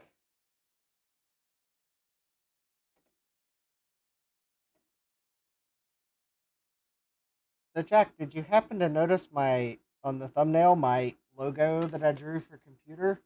I didn't make it totally obvious that's what it was, but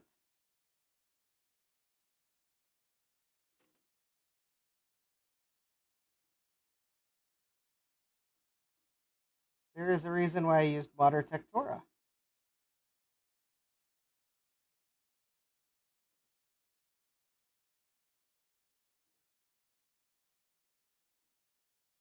At some point, I'll print some stickers. I'll probably sell them. It may be a little bit on the expensive side to have printed.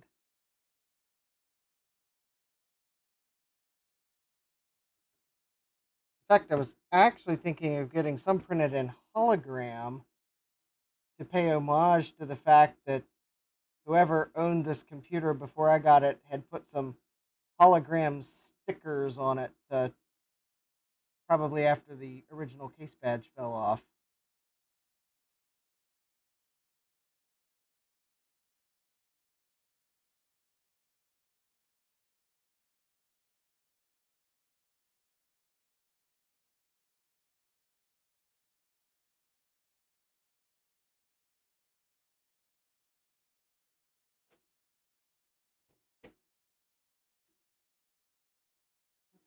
That's being really particular. Let me add some solder here.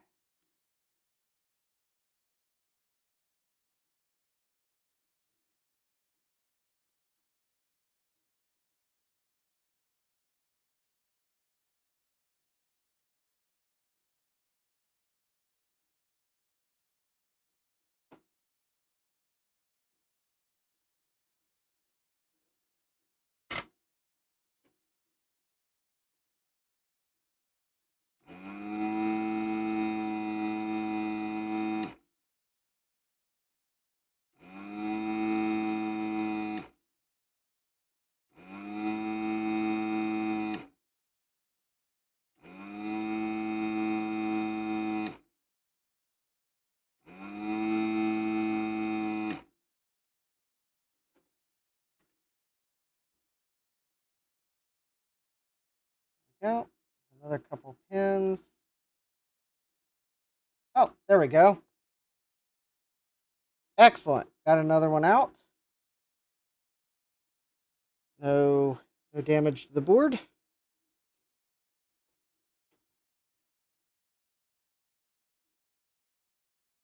No, there's not room in the ROM to edit it to say computer 2.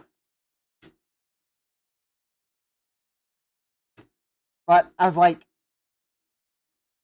I totally know that they would have.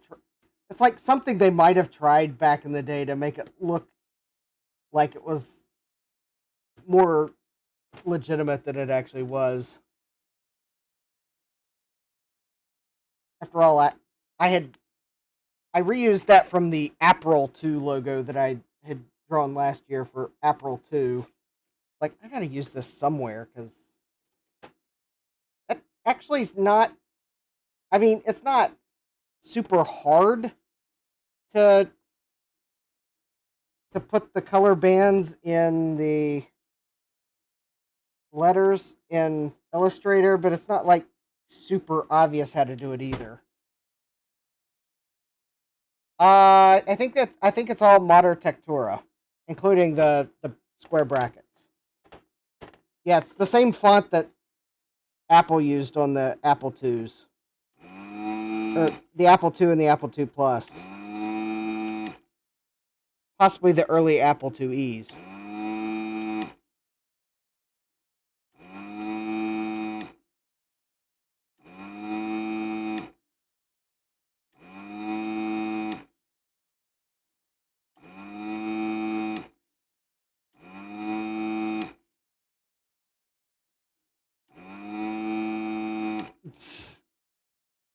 No, I'm not going to edit the banner. I'm going to leave the banner alone.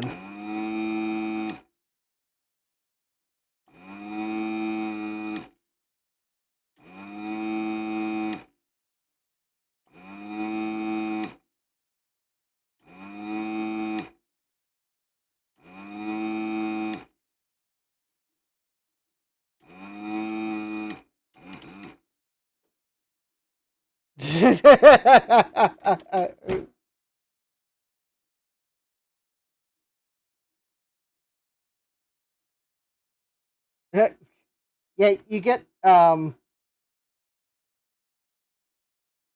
8 characters. That's how many characters there are available for the banner.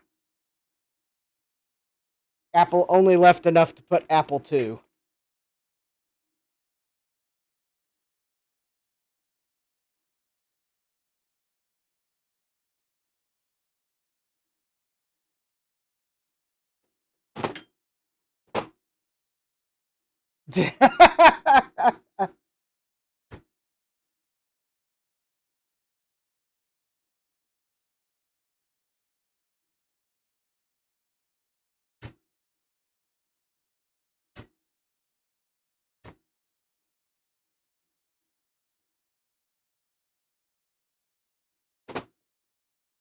I would say probably adding a 9th character would be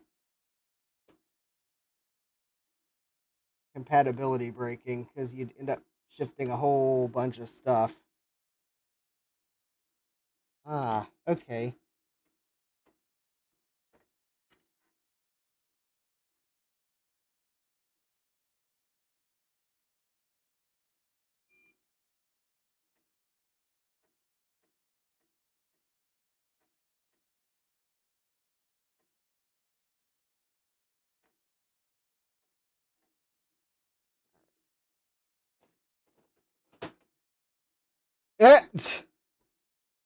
COMPU. Oh.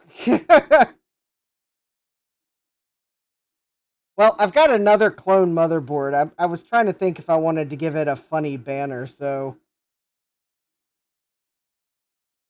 Yeah, I didn't realize that you'd remove the T and the E. Reading the chat while soldering is surprisingly more difficult than I try to make it look like it actually is. Okay, that was a sentence I sure mangled. especially when then also trying to count letters in words while soldering. Yeah. Um, yeah, Jack says desoldering if you know, you know. Yeah.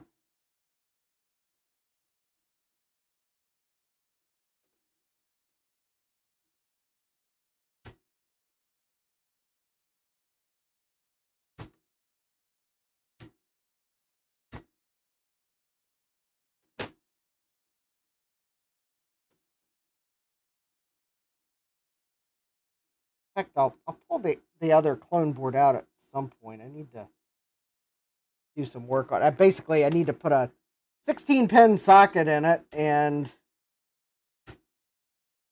a crystal back on the board.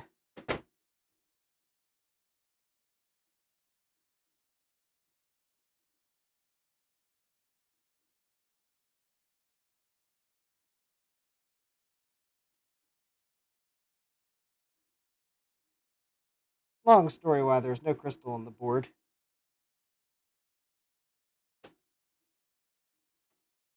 But yeah, I got a crystal for it. I had to ordered one from Reactive Micro, so it should be the correct. Since they cloned Apple's board, they probably also cloned Apple's clock design such that I'm pretty sure that the same crystal for an Apple II Plus will work on the clone board. Because it probably has the same, probably very similarly designed crystal.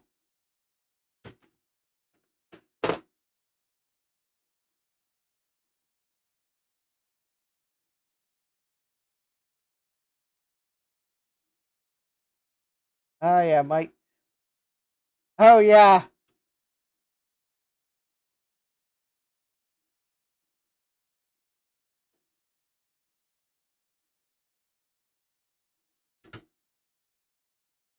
Yeah, that's a good question. I mean, I have a few actual discs for Apple that someone made for me that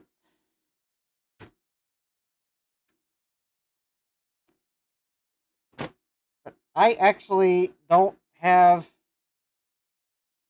I have like a blank 5 1/4 inch disc or two, and I didn't buy the disc, so I have no idea where the best place to get more is when I need them. Because yeah, that's a good question. Anyways, I use a floppy emu, although I'm not like totally happy with it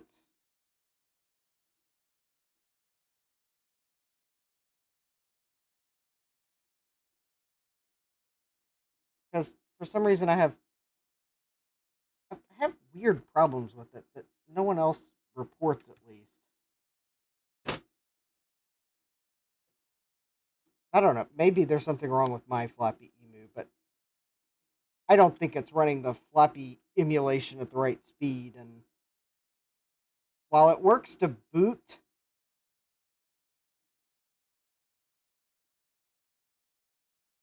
it works for reading, but and if I try to use it to write to the disk on Apple II or Mac, I have trouble. I cannot write anything to disk images.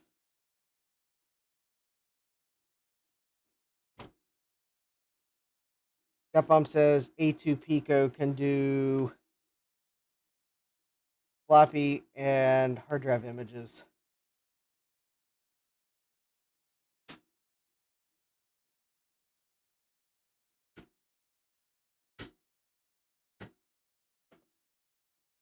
Yeah, I was sent the discs by a viewer.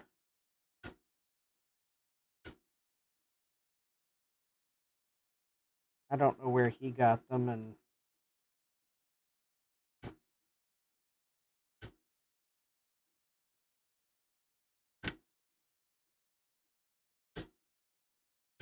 kind of one of those. I think you just have to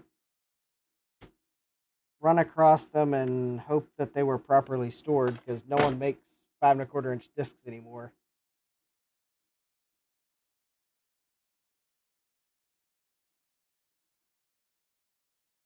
I might try the A2 Pico or whatever.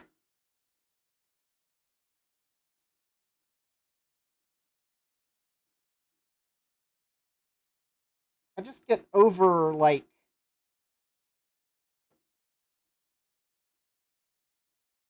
projected. Like everyone's got a project to do something, and sometimes I find it hard to justify buying it because it's like a one trick pony.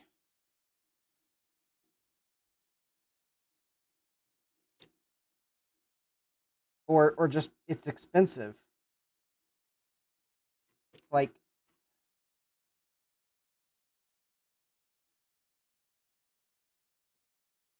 you ever wonder why I buy so many eBay regrets? It's because I find the cheap stuff on eBay and then regret it.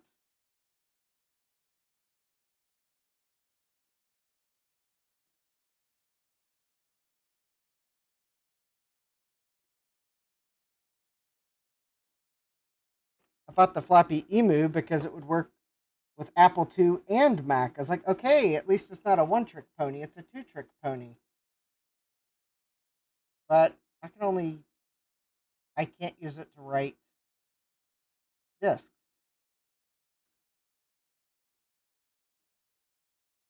I mean, I'm okay.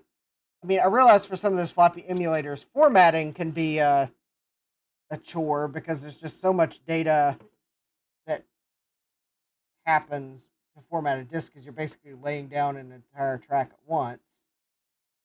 But even just like doing a write that should be like a few sectors, I don't know why my floppy emu can't do it. And I have that trouble on when I'm running it on Mac and Apple too. So it's like surely I'm not the only one that's seeing the problem. I mean, it could be my floppy emu. I haven't I haven't knowingly improperly misused it, doing anything that I would think would have damaged it. I mean,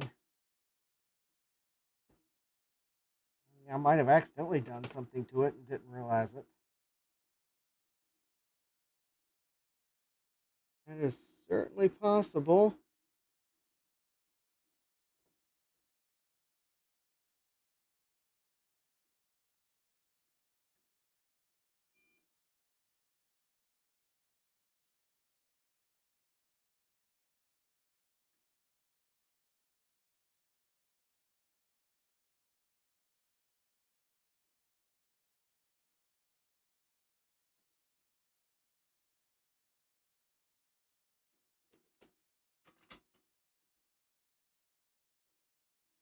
There we go. Is that? There we go. Another socket out.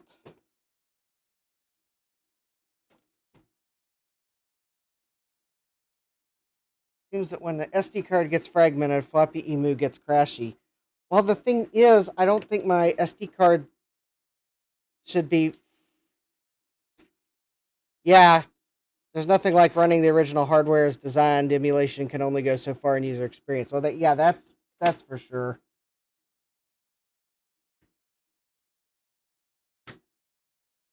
Now, if you want to talk about a floppy emulator that I'm pretty impressed with, that would be Flash Floppy for PCs. The Flash Floppy firmware on a GoTech. Now, that is actually, as long as you're using uh, the latest GoTech hardware, the one that's got the bigger microcontroller. Don't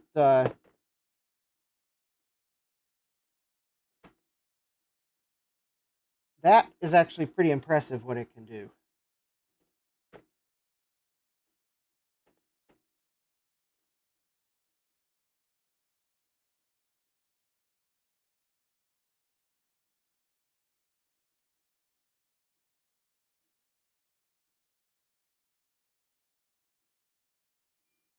In fact, actually, with the latest GoTech hardware, I don't remember right offhand what the name of the microcontroller is or the model number. it's basically the one that lets you run, I think, the Plus firmware. Flash Floppy Plus. Now that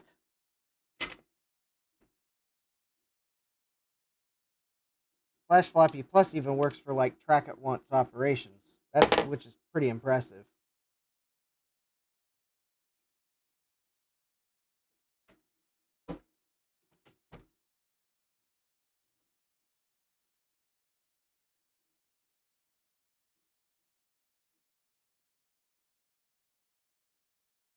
And I used to think you only needed that for like Amiga, because that's how the Amiga floppy controller works. It's always doing like whole track operations. It's how Commodore fit more data onto an Amiga disk, is they basically got rid of the intersector gaps. So an Amiga disk has like 17 sectors per track. And the way they do that is it's always writing the entire track. Like just wants a it just works floppy solution. Yeah, that's for sure. Yeah, I use Flash Floppy for convenience, and because I only have so many 3.5-inch floppy disks, and the ones that I have, I don't think were necessarily the best quality, because I think I've had like a 50% failure rate of the discs. I bought like a package on eBay a couple years ago, and honestly, it seems like about half of them were bad just from the get go.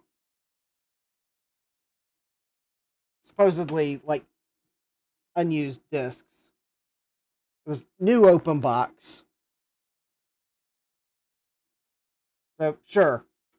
Do I know that those discs were stored properly? No, I don't. In fact, there's possible they weren't stored properly, but they also were, oh, I forget what brand they are. Fujifilm. Yes, you've got a quality diskette brand when you buy one that's got the brand of a filmmaker on it.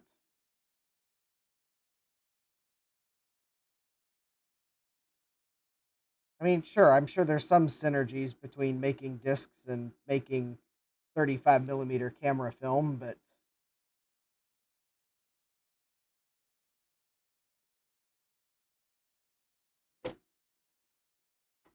I can't think of what those synergies might be right offhand.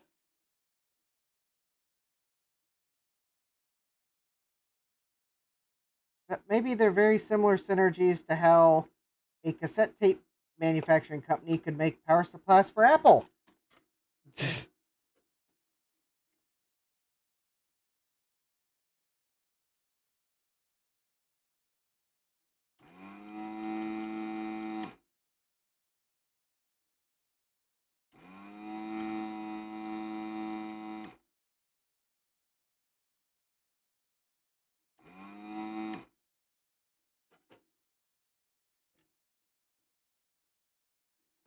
Yeah, I think 3M discs are 3M made really good discs.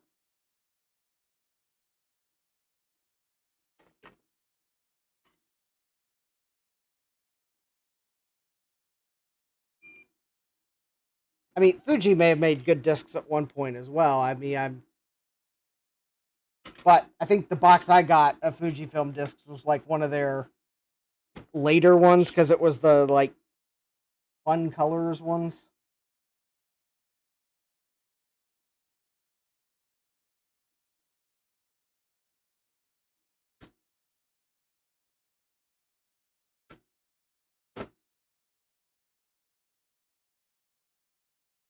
Can't figure out.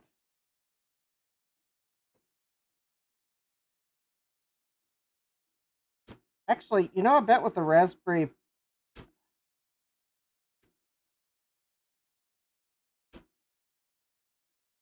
You know, I bet with the Raspberry Pi Pico, and you might need like a CPLD or an FPGA to do the like actual magnetic flux simulation, just because you gotta kind of gotta clock that pretty accurately. I bet you could make like a USB to stick to floppy or hard drive image emulator for the Apple II.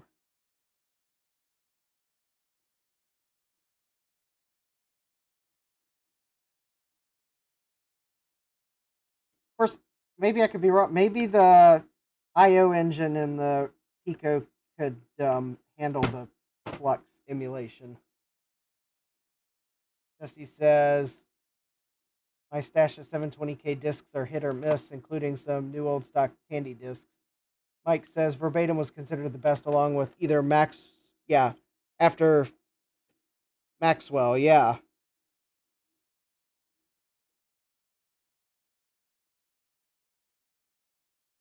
Yeah, I've got some 720K discs, and I think they've been more reliable than the 1.44 megabyte ones. Oh, but then again, oh, they're Maxell discs. That's probably why they've been better.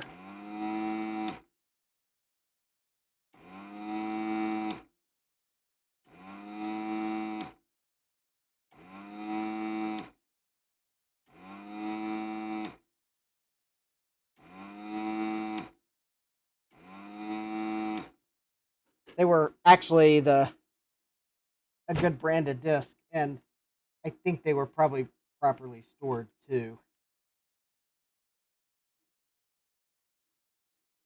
All right.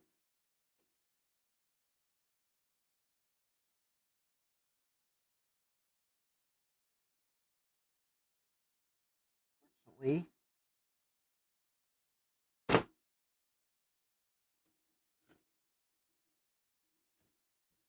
is the point where I might just have to remove this resistor pack. See if I can get it out.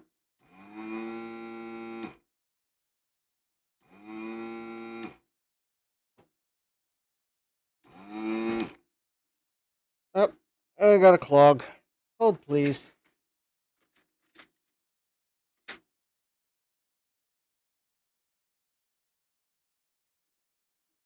Oh, that's not the right needle.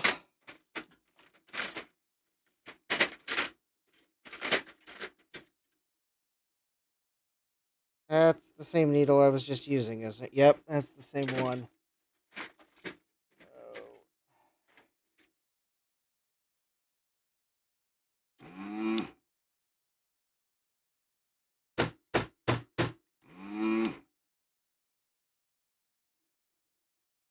Alright, hold please while I attempt to find the needle that actually fits that tip. It's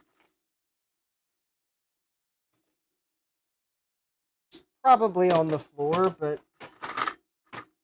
if it was on my workbench under something, considering it has a black handle on it, I would never see it.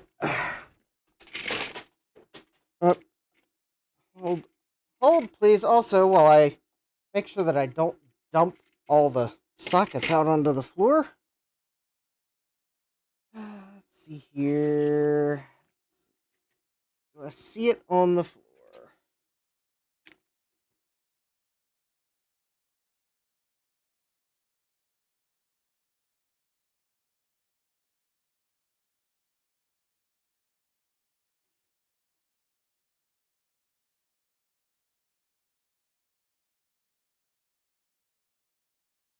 Did it fall off the back of my bench onto the floor? Oh.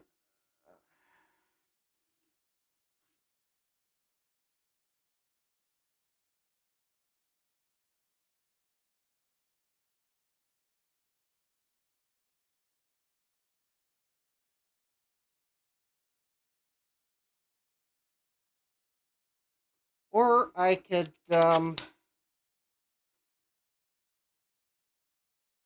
or if there's one other thing I could do. I'll have to let Claris cool down a little bit first, but I could change tips.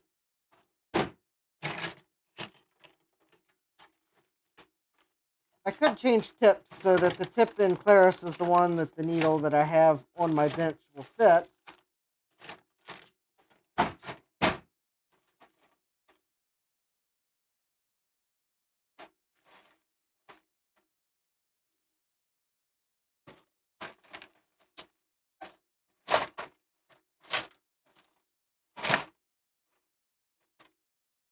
Oh, I just found two more.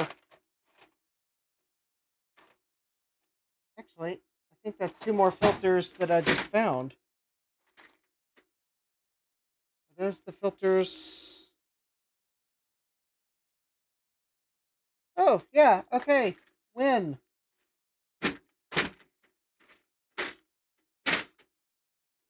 Okay. I have two more filters than I thought I did. Yay. Now if I can just find the needle thingamadoodle.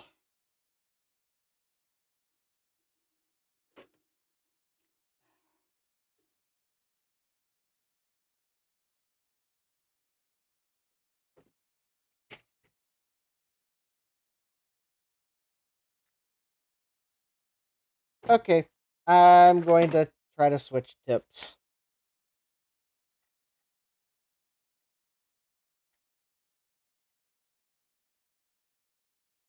I do not suggest replacing tips while the thing is like blazing hot. And yes, it's blazing hot, so don't try this at home. You're probably saying, try what at home? Exactly, I'm not going to show you. Because I don't want you to try it at home.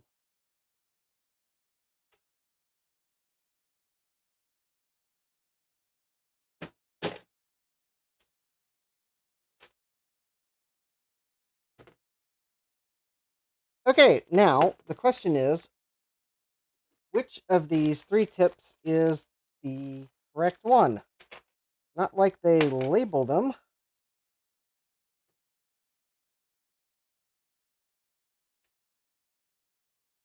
I think it's...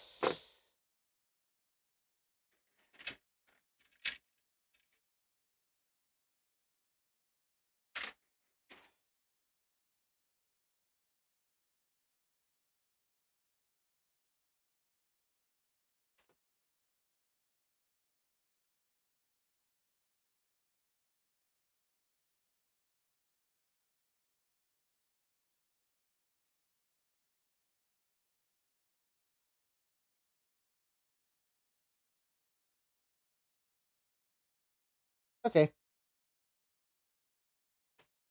I think it's this one here, but I won't know for sure until I actually can try it out.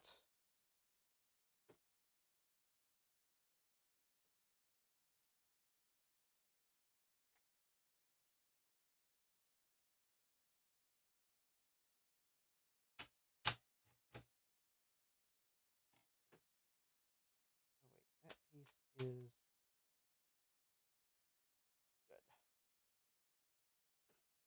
Okay, that is probably now.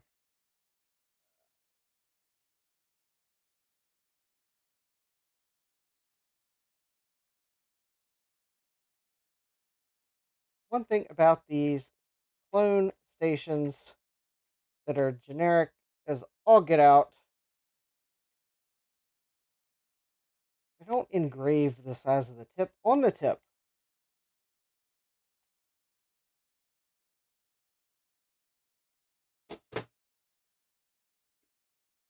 They also don't put the size of the needle on the needle, so does that tip go with this needle? I don't know. Until it heats up and I can push the button to get the solder out of it, because they fill the tip with solder for some reason too. I won't know if I've got the right one. I had a 1/3 guess, although I knew it wasn't that one because that's, I think, the same one that's currently on it. think that one's the biggest one, and I think this needle here that I found is the medium one.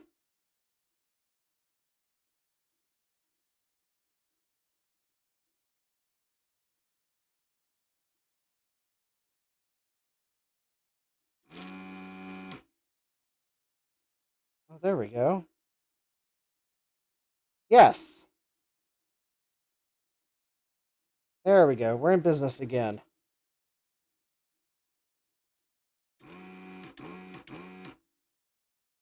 All right. The clog has been cleared. In fact, it's possible that the tip I was using might have oxidized, although that was a pretty low amount of use for it to oxidize to the point where it was useless. Try to get me to say funny things. Well, Claris is trying to get me to give up. Bad Claris.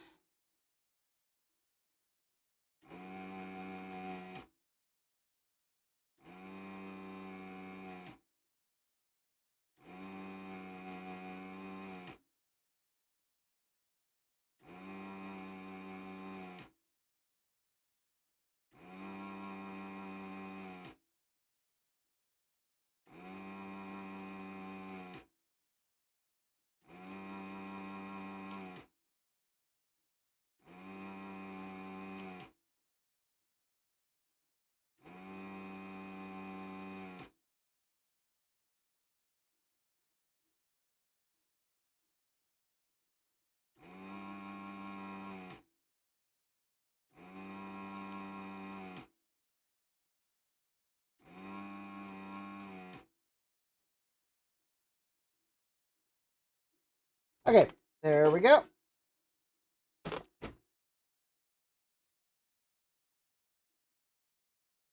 I get the resistor pack out? Well, I didn't get it out, but at least I got it.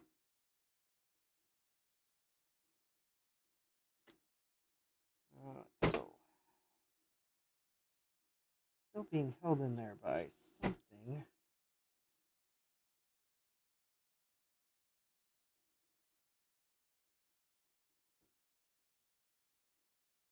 There we go.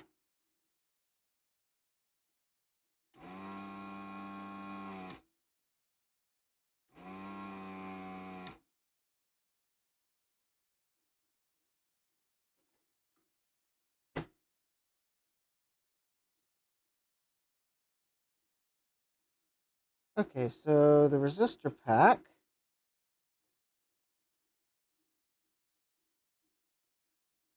Oh, good. The silk screen is marked. Which one is pin 1? Excellent. Oh, there we go. And now I was able to wiggle the socket out. All right, so there we go. All the sockets are out. Yeah, the red resistor packs are pretty cool. Yeah, yellow would also look good. Well, all the sockets are out on row D. D is in DVD.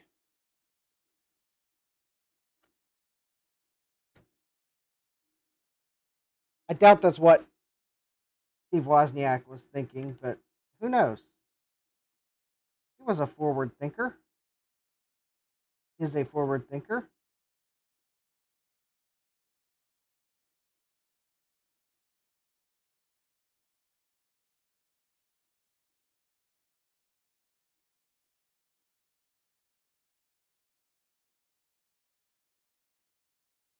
I do not know what is on this board, so I am cleaning it before I put sockets, even though I will probably inevitably put this board through at least a few minutes of an ultrasonic clean cycle.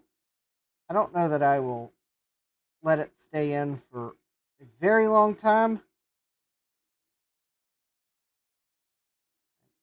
Somewhat concerned about how fragile some of my repairs might be and how fragile the solder mask might be on this board. So I probably won't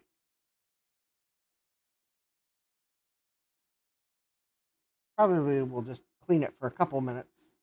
So, therefore, I thought I would at least give it an isopropyl clean before I put sockets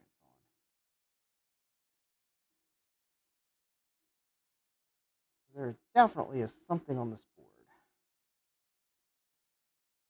even if it is just dust.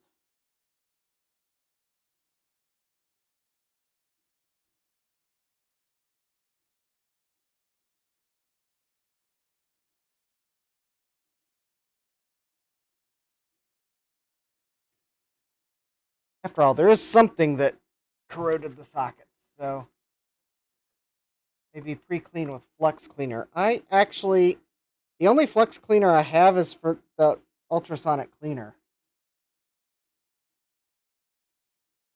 I had a can of flux cleaner spray, but I didn't think it worked very well, and it was like really expensive for what it was.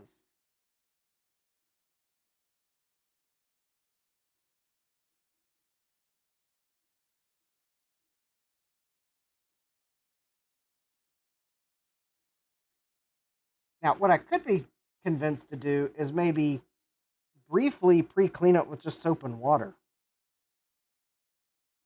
and then maybe put it in the ultrasonic cleaner for like no more than 5 minutes per side.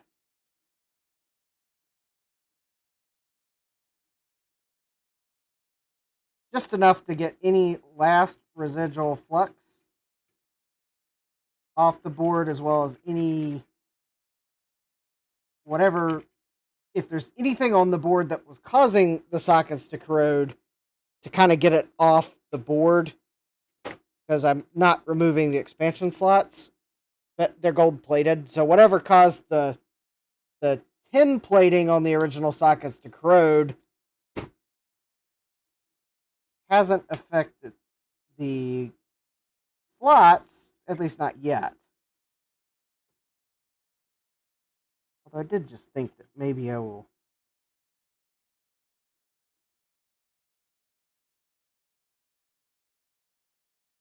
I don't know, giving the board a little more cleaning, because I have the isopropyl alcohol. I haven't spilled it yet.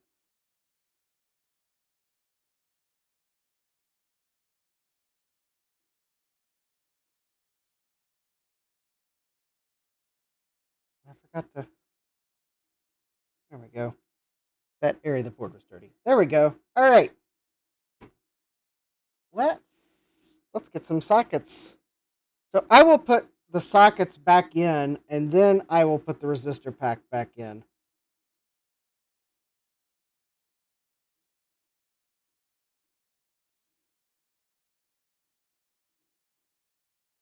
Jack says, "Computer is a passion project that knows no monetary limits." Yeah, computer does not know what monetary limits are.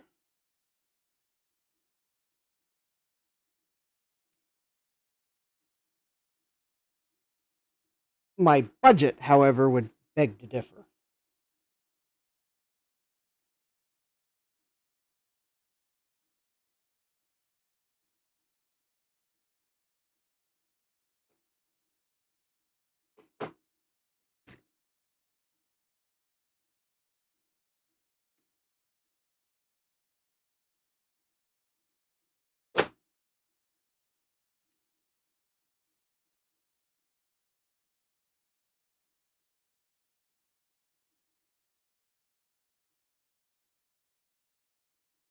Here we go. I am making sure all the notches are aligned properly, because if you look really closely on the original sockets, they were just put on the board any which way.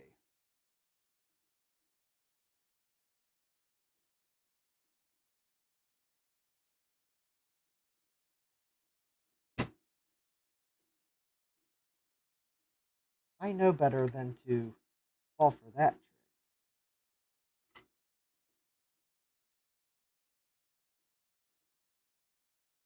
Yes, and I have the good sockets too, which really weren't that much more expensive than the cheap sockets. That's the embarrassing thing.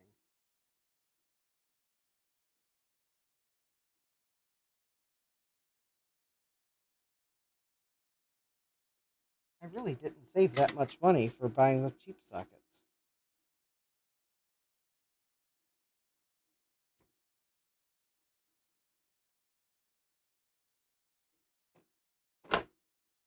Yeah, these 16 pin sockets are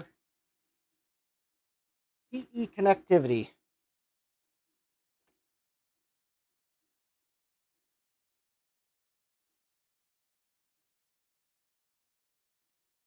I believe the 14 pin sockets are TE connectivity as well. The 24 pin sockets, I think, are 3M. Both brands make very good sockets, and I generally don't have trouble with them.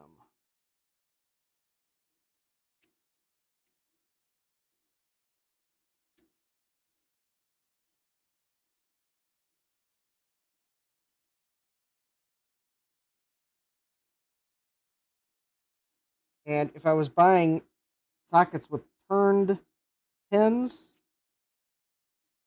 I Milmax makes decent turned pin sockets. They may be about the only choice you have, but they do make good sockets.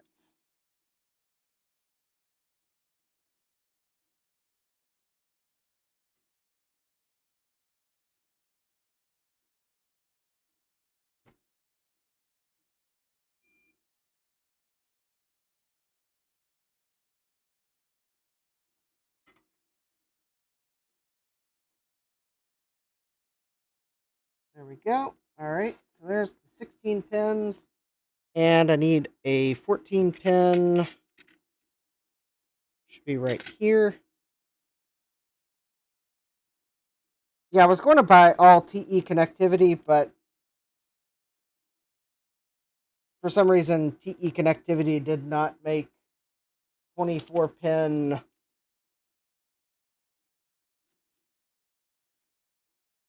sockets in the I guess the wide socket format. So I went with 3M.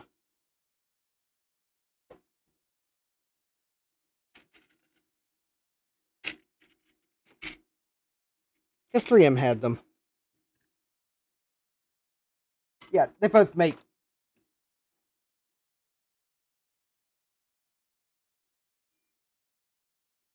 good sockets, and while they may make sockets that aren't sealed,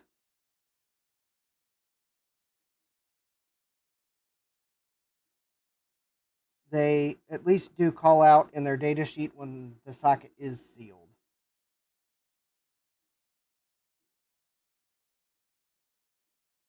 Which made them an easy choice because I wanted to make sure I had sealed sockets because I think that was part of the reason why I was getting solder wicking up into the cheap sockets is I don't think they were sealed.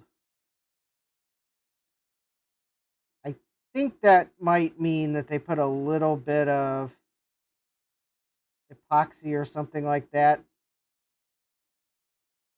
where the contact goes through the bottom of the socket just to make sure that flux and solder don't wick up into it.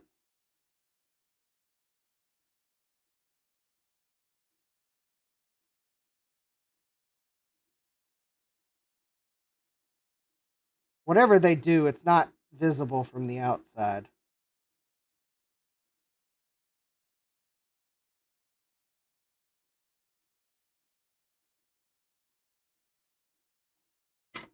All right. Yeah, sometimes the 3M stuff is expensive, but spending time bodging from too much rework is also expensive. So,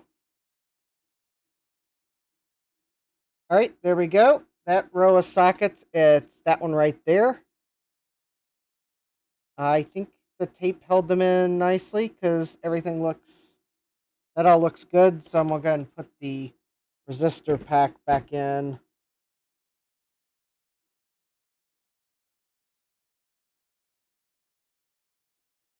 While I'm thinking about it, and partly so I don't like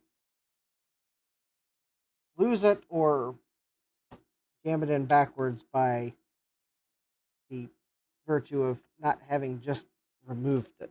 There we go.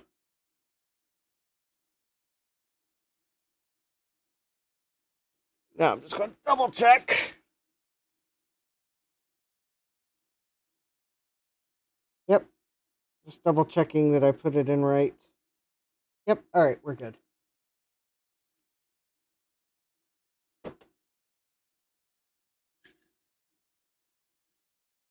Yeah, Jack says it's sealed. Trust us. Quite honestly, I could care less as how it's sealed as long as they don't wick up solder and flux and cause me to have to rework it. I mean, for all I care, they could use bubble gum if that would seal it. I mean, that hopefully not ABC bubble gum. That'd be kind of gross. But I mean, I'm wearing gloves, so what should I care? I doubt it's bubble gum, but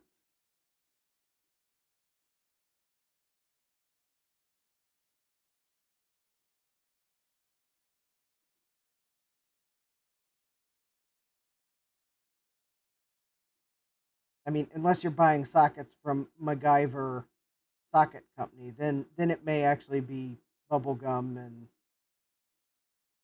a piece of twine that they found on the warehouse floor and a paper clip.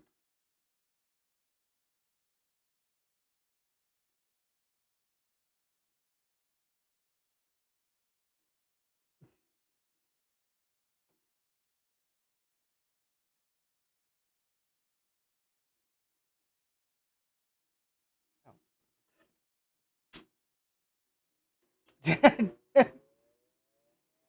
Jesse says sockets from Acme can be pretty sus.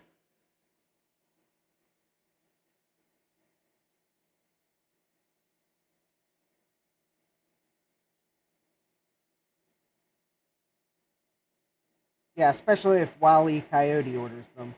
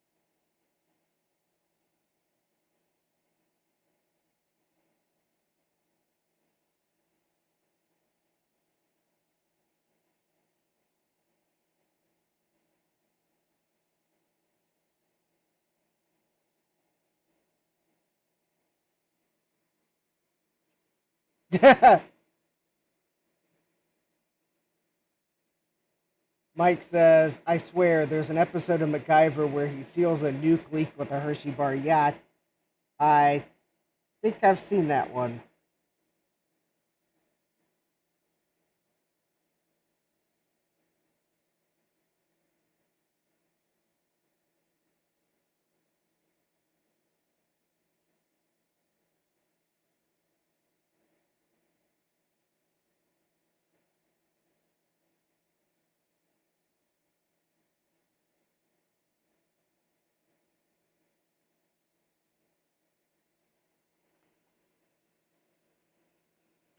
Jack says MacGyver always seems to find a use for bobby pins, too. Yeah.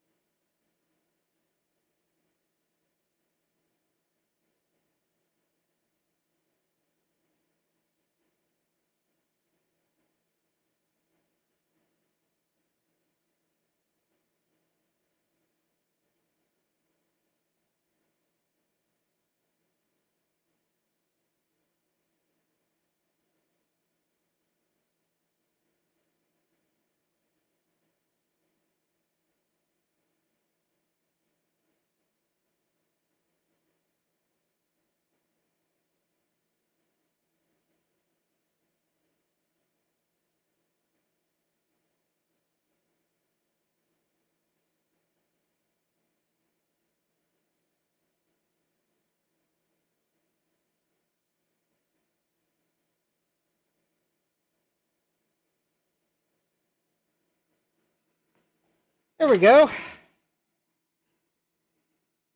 Oh, yeah, bobby pins are rather useful. All right, there's another row of nice, shiny sockets. Oh, and it's a quarter till 12. That's not enough time to do another row. So, let's take a slight diversion for the last 15 minutes. And, well, I got everything warmed up because this board just needs a little bit done to it. Computer Week becomes Computer Fortnite.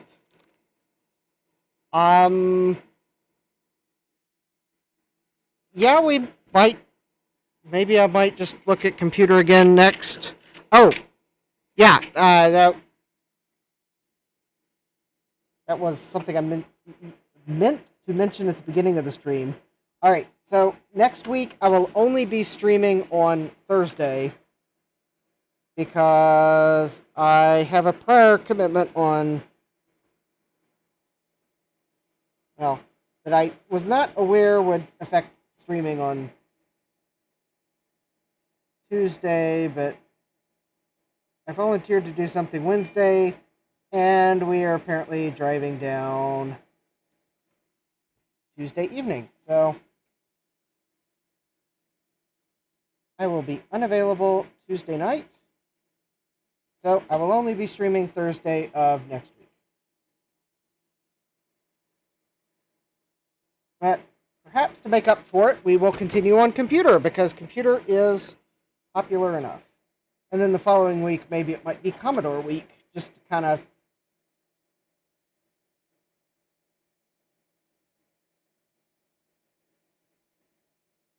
get back to Commodore, because I got some parts for some Commodores.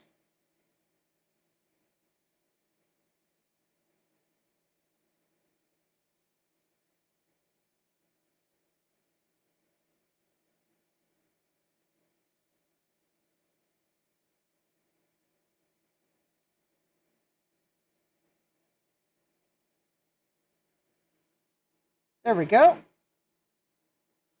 Excellent. So I'll have to find some RAM for that row, and I gotta burn some ROMs for the board, because it came with incorrect ROMs. Ah, that's the other thing I needed to do. So I have a new crystal, and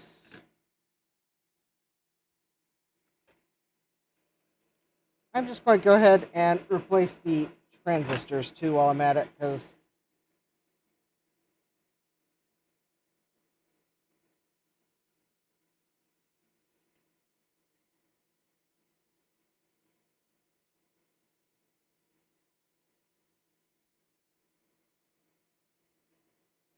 no, I'm just going to try the crystal. I can replace the transistors later. I bought transistors in case I need them.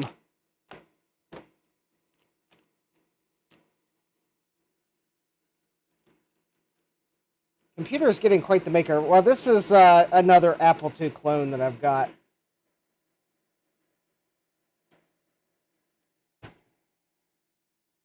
An Apple II clone board. This is the Apple II clone board that I got that had tantalum capacitors on it.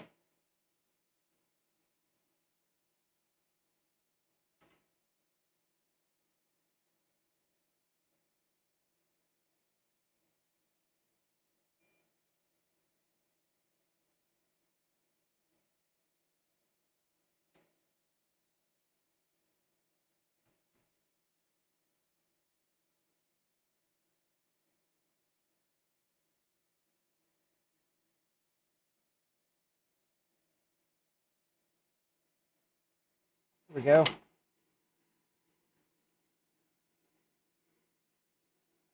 All right, there we go.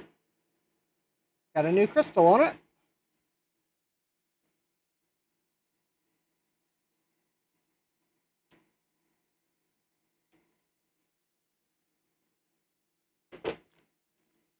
Actually, I think I am going to go and replace those transistors, because I've got them, and the video when I had this powered up last was a bit jittery.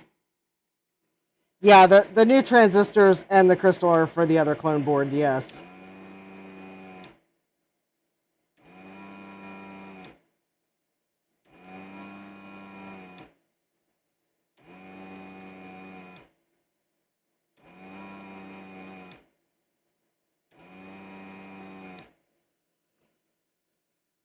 Basically, the other clone board,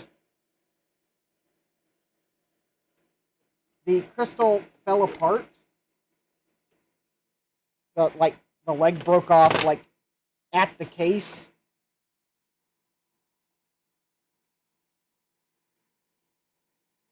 So kind of had to replace it. The clone board needs a name, yes. I was trying to think of a creative name for it. Oh, good. All right, I just want to double check that these transistors are same pinout, just to make sure that the clone maker did not do something totally funny, like change the pin out of the transistor. Okay, so that's a PNP transistor emitter base collector. And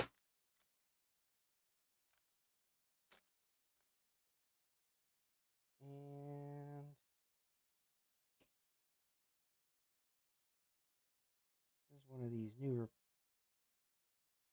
replacements from Reactive Micro. I just ordered the ones that are emitter base collector. Yep, PNP. Excellent. They're the same ones that an Apple II would use. I knew the crystals were the same. I was pretty sure the transistors would probably be the same as well. I don't know how good of a transistor this board used because the video output on it was wobbly. Like maybe the timing circuit was not quite up to par, so that's kind of why I thought I would. That's why I ordered the transistors, and that's why I'm just ultimately deciding that, all right, I'm going to replace the original transistors because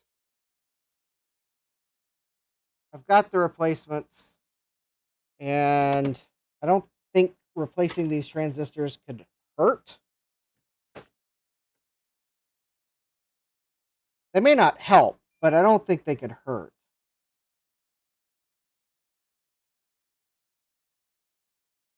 I mean, I guess if you dropped it on the floor and stepped on it, it might hurt, but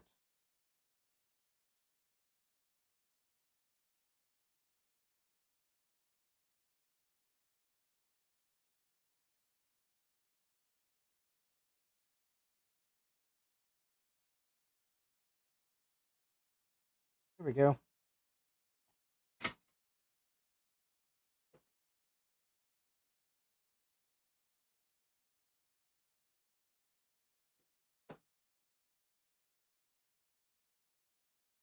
I also need to find a case for this clone computer. Or for this other clone board.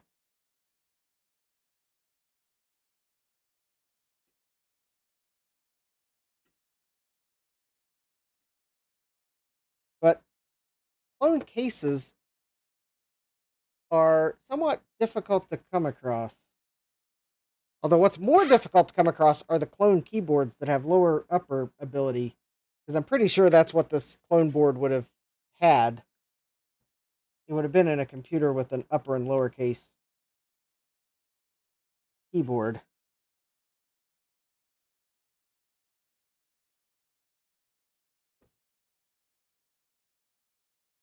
Alright, I'm just going to clean my flux up here. Both on the ROM socket, which I replaced earlier because it seemed like there was still some flux there. And I guess let me clean the board where I just put a new socket there.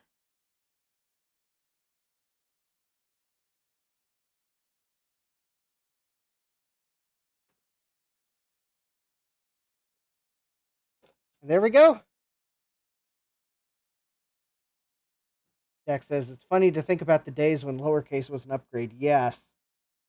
All right. So I can't test this tonight because I don't have a set of ROMs for it. I'll have to burn those. And, well, I've got RAM somewhere. I think I have some RAM for it. There we go. It should be back in operating condition now that I've got the crystal on it. Hopefully the transistors will help with the clock circuit. This is the character ROM, a copy of the character ROM that's in computer, because if you put an Apple II Plus character ROM in here, characters are wrong. Anyways, there we go. So that was just a little quick. Let's go ahead and get that board to the point where I can get some ROMs burned for it and test it. Who knows? Maybe if I can, I gotta erase some ROMs because I need to use 2716s. I think they are. Yeah, luckily this board is set up to use 2716s.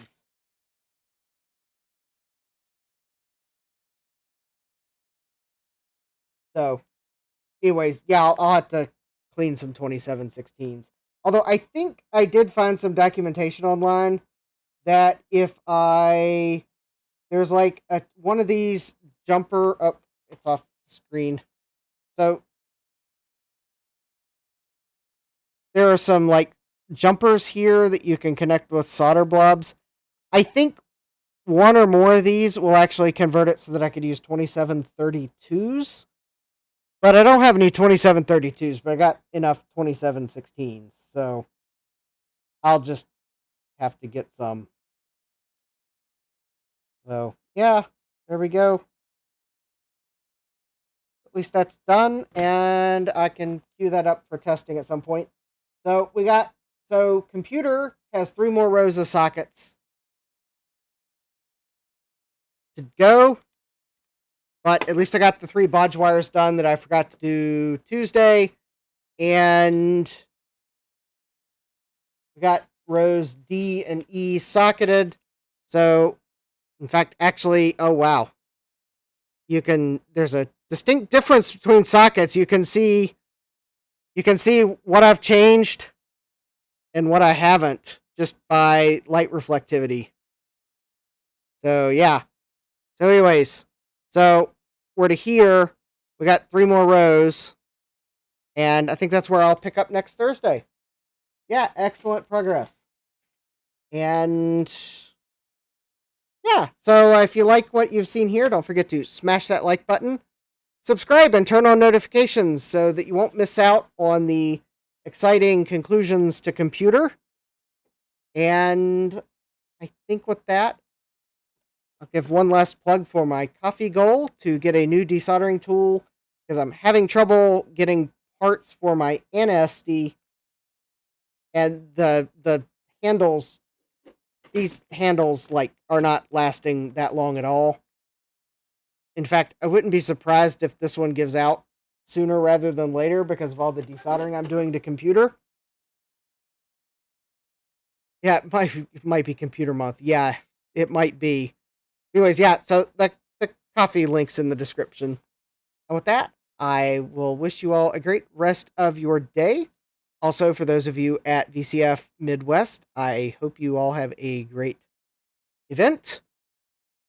And keep an eye out for Tridents in the free card. Trident video cards in the free pile. And with that, I hope you all have a great rest of your day. Hope to see you here next time. Take care and God bless. Computerized Start is brought to you by my awesome patrons on Patreon and by your tips and memberships on Ko-fi. These and other channel supporters make my live streams possible. You too can become a channel supporter with tiers starting at just $1. Don't forget to smash that like button. And if you've liked what you've seen, subscribe and turn on notifications so that you don't miss the next video or live stream. And as always, thank you for all your support. I hope to see you next time. And until then, take care.